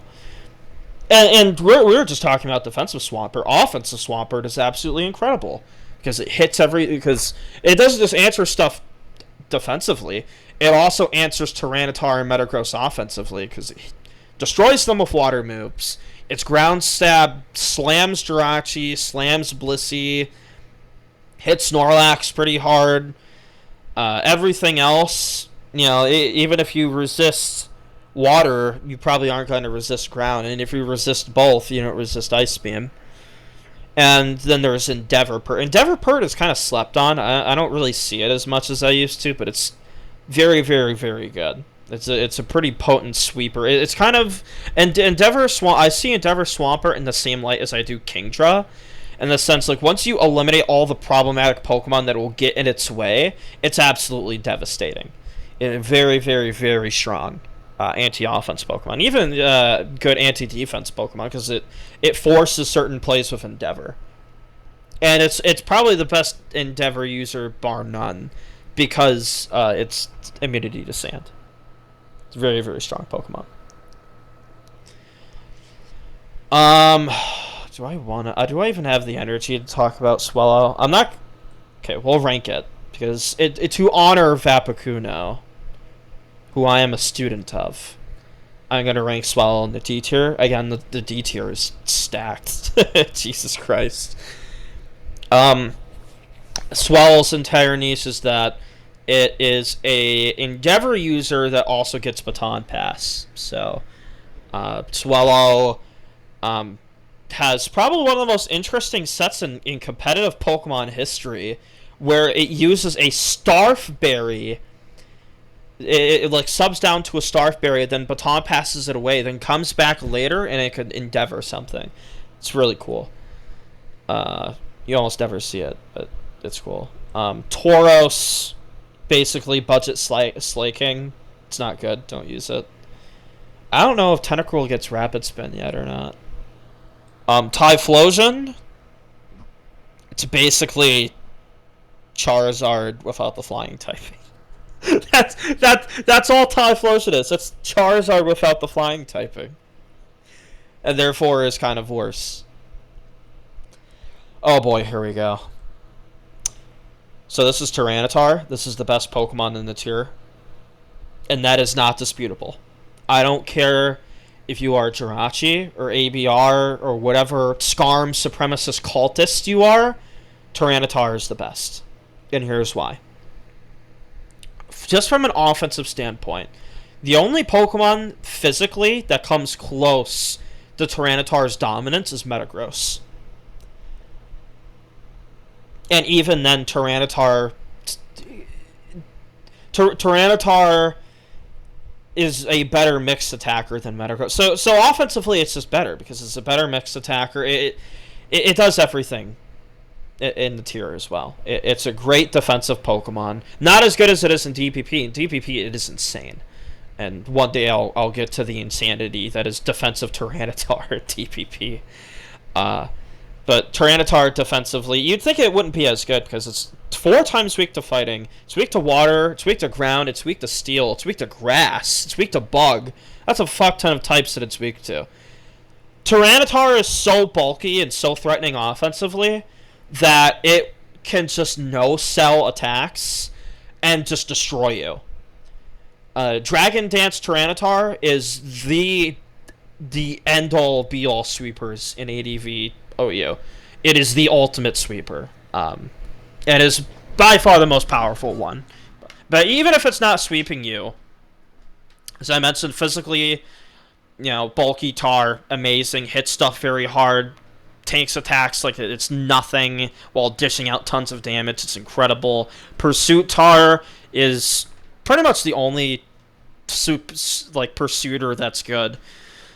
Uh, because it also, like, outside of like its dark coverage, it also has like ice beam, fire blast, fighting moves. Tyranitar is infinitely customizable. Even like its traditional sets, like Pursuit Tar could use a Salic Berry to trap Starmie. That's like a thing. It could run Endure, Crunch, Pursuit to trap off me, which is amazing. Choice Band Tyranitar, I really like the way how ABR uses it with like Duck Trio to trap like problematic steals. Choice Band Tyranitar is absolutely devastating. It rips people to shreds. Sub Tyranitar is an underrated gem. It's really, really annoying and very, very dangerous if you're unprepared for it. It's got a good surprise factor, and it's surprise factor in a good way. Sometimes people think that certain Pokemon could just get carried by, just surprise factor alone, whereas like Tyranitar is the best Pokemon in the metagame, and whenever it surprises you, it has game warping effects when it surprises you. So if it's got like a certain move that you didn't expect on its DD set or its mix set or whatever, you're gonna pay for it. And you're gonna pay for it big time, because Tyranitar might just steamroll you by itself. And like Metagross, Tyranitar fits on everything. It fits on all of the offensive styles ever created, literally all of them. It fits on every balance style. It fits on defensive teams. And we haven't even gotten to Sand. I've been talking about how big of a massive an offensive threat Tyranitar is. Sand is... It literally shapes the landscape that is ADV OU. ADV OU is in a perpetual state of being in a giant sandstorm that never ends, because Tyranitar is not only the best in the game because it's the best offensive threat, it's the best in the game because it's the best offensive Pokemon, and it brings a weather condition that permanently damages anything that isn't rock, steel, or ground. Which not only benefits its team, but it also benefits itself, because it mandates very, very specific checks to it. And even those checks can be beaten by other Tyranitar sets. It's like Swampert, on paper, beats Fistar. Oh, Mixstar? I guess you're dead. You no longer answer Tyranitar. Oh, Metagross? You think you're going to beat my DD Tar? Well, my DD Tar is bulky, and it just set up another Dragon Dance as it no-sold the Meteor Mash shit, and now you're just going to lose. This Pokemon is insane. It is absolutely meta-defining. It is the best Pokemon in the tier, bar none. It is better than Skarm, it's better than Meta, it's better than everything. So good.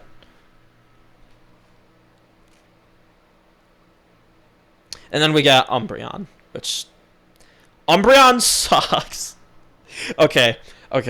So Umbreon's, like, niche is that it traps... It's the best Gengar trapper in the game. Because of Synchronize, Gengar will get burned if it rolls it, and then Gengar can't really hurt it because it's got very, very high SPDF. But outside of trapping Gengar, this thing is fucking worthless. It's so bad.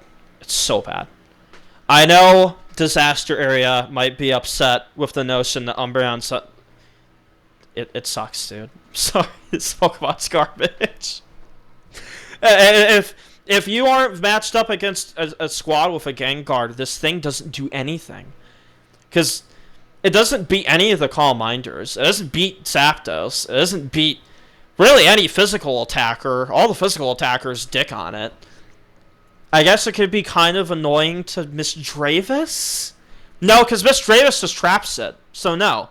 No, it can't even be good against other ghosts, because the other ghosts don't give a fuck about this thing.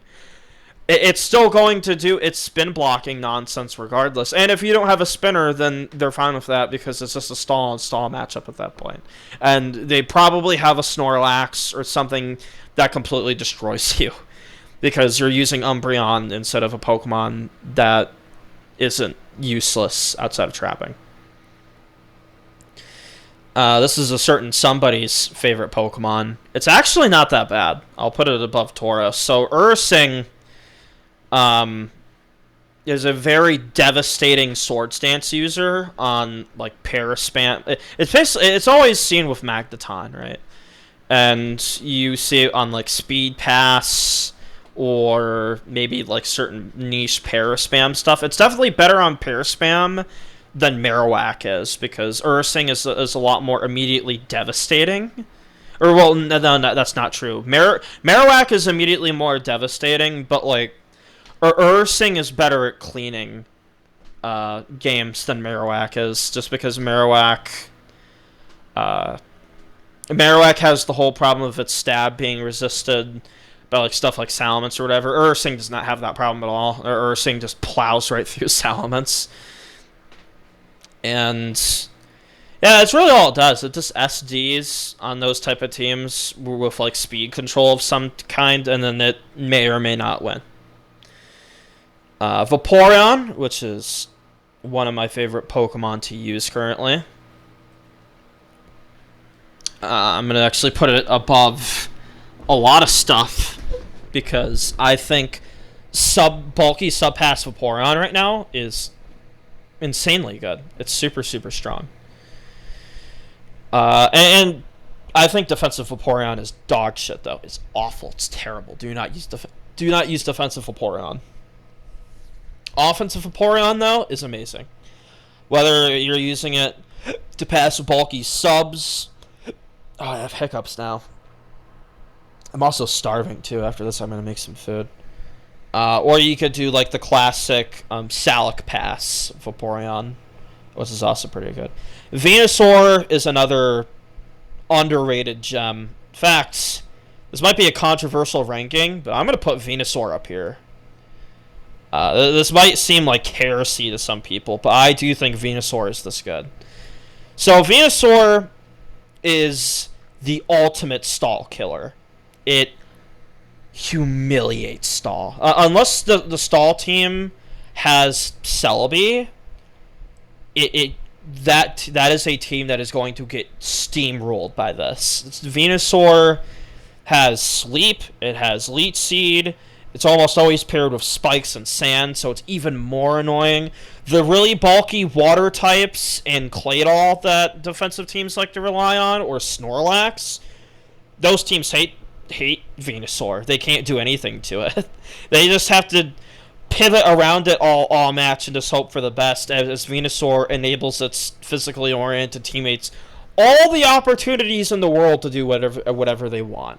It is absolutely incredible. And even against like more offensively oriented matchups, Venusaur isn't bad at all, because it's pretty bulky, it's reasonably fast, it's got really good moves. Leech Seed is always useful. I think it is one of the most underrated Pokemon in the metagame right now. I absolutely adore Venusaur. I wish more people would use it. I really do think it's awesome. Wailord. Another Pokemon added to the D tier. Dude, it is ridiculous how stacked out the D tier is right now. So Wailord's entire niche is that it has Water Spout, which is the most powerful water move in the game, and it has Self-Destruct. So its entire thing is that you use it on like special offense, and then you like Water Spout, or you bait in like a Suicune or a Celebi or a Blissey, and you blow up on it. That's all there is to Wailord. It's very fun to use. I wouldn't call it good, but it's fun to use for sure. Alright, Weezing. Weezing's gonna go like over here. And Typhlosion like down here. Typhlosion's bad. So Weezing is basically like an off-brand Gengar, except it works a bit different. So like it doesn't have the ghost typing. It has way higher defense. It has higher attacks, so its explosion does more. And it's also a better answer to certain Pokemon. So it answers like Tyranitar relatively well, Snorlax. It's very annoying for like Heracross, like Flygon, but that's really it's a really good answer to defensive Flygon. It's really, really annoying. But that's really about it. In fact, Weezing's traits are so good that I might actually put it in low C tier, just because its upside is that good to me. You know, it's pretty hard to fit, but once you fit it, it does its job well. Zangoose is bad. Zangoose is bad. Do not use it. It's really bad. Zapdos. It's going all the way up here. Putting Zapdos. I think Gengar. Yeah. This looks right to me. Zapdos is definitely. Once upon a time, I used to put Zapdos in S tier. But I think its placement is right where it should be. You know, because these 8 are ridiculously strong, and then right behind them is probably one of the most threatening Pokemon ever. Zapdos is so ridiculously threatening on the offensive end of things that it's the whole reason why like the electric type is kind of busted, or it's perceived as busted, and it's definitely the best electric type because it's really fast, it's pretty bulky, it's really, really strong, and it's immune to Dugtrio. Again, being immune to Dugtrio is so good, and Zapdos is probably the best Pokemon in the tier that takes advantage of it. Because, you know, Skarmory, you're threatening, like, more passive damage. That is more long-term. That's more long-term benefit for the Skarm user, right? Whereas Zapdos, it's immediate. Immediate offensive pressure. Immediate, oh shit, oh fuck, this is bad. You know, Zapdos shits all over offense a lot of the time, to the point where you need like very specific answers to it, and even those very specific answers to it aren't enough because it gets T-Wave and Roar and Baton Pass, and it's an excellent partner to pretty much every Pokemon in the tier. It benefits heavily from Sand. It benefits heavily from Spikes. It is the best Dugtrio partner in the game, bar none, and it's the best Pokemon that abuses the whole like locked in the EQ thing too. And just look at how many Pokemon it threatens. Threatens an Oko on this, and this, and this, and this can't switch in, this can't switch in. None of these really deal with it well at all. None of these deal with it well at all, except maybe Raikou, but Raikou, you know, that's whatever. And even like Jolteon, to some respects, doesn't like getting T-waved, and if it gets T-waved, it's kind of ruined. And even something like Regice or Jinx isn't switching in. Regice is getting worn down by Sand, Spikes, and all the other stuff it usually gets worn down by. None of these down here deal with Zapdos well at all. And even something like Tyranitar and Meta, they're not comfortable switching in the Modest Thunderbolts. Blissey gets removed by Dugtrio or pressured by Spikes. Opposing Zapdos, you know, that can go either way. Salamence is infamously a horrible Zapdos answer. Aerodactyl is one of the better ones, but even Aerodactyl can be thwarted by Zapdos. Jirachi is a good answer to Zapdos on paper until you remember that it learns T-Wave and Roar and could screw it over. Celebi is a good answer on paper until it whips out its amazing mix set and just completely destroys it. Claydol is the world's worst Zapdos answer. Zapdos is amazing. It is so good. It is the face of all. Even defensively, Zapdos is incredible. Zapdos has been the face of defensive teams forever. You know, before the Sleep Talk mechanic changes, Sleep Talk Zapdos was the most devastating defensive Pokemon in the tier because it was Spikes immune, it was immune to Dugtrio, you couldn't trap it, and it was almost impossible to kill. It was super strong, and it still is super strong today. Special mention to No, this isn't Roserade. This is Roselia. Roselia, yeah. So, put it right next to Glalie. Its niche is that it is a grass type that uses spikes. That's really it. I'm sure I've never used it. I've went against it a few times, and every time I went against it, I'm like, why do people like this thing so much? I mean, it's immune to Magneton. It doesn't do too much outside of that. It's literally just a grass type that sets spikes, and it is weak to status, which is cool, I guess. But its defense is so bad that it's practically weak to Duck Trio, which is hilarious. So, yeah, it kind of sucks. I'm sorry, Vapicuno. I'm sorry, Altina, but I I don't I don't understand. I think it's just kind of bad.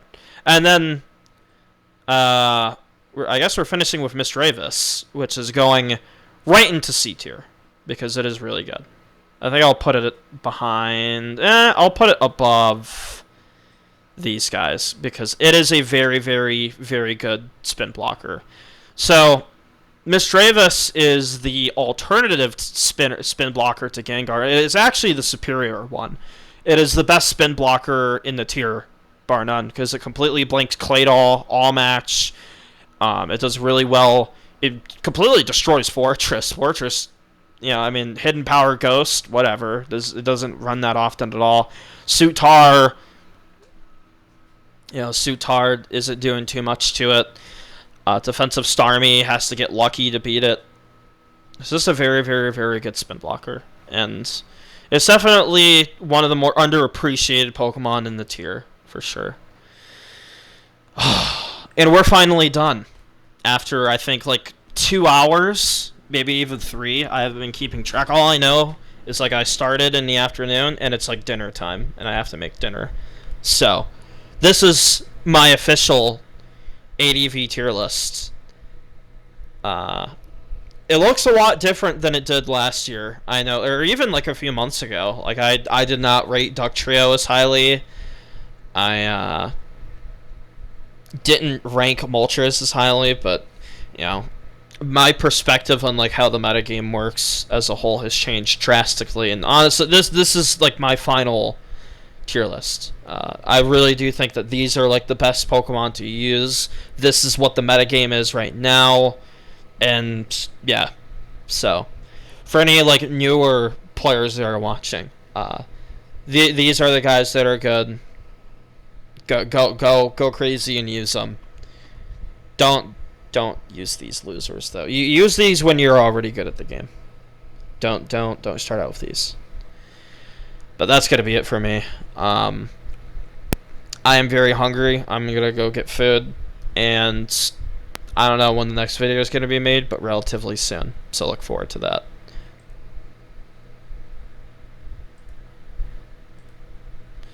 that.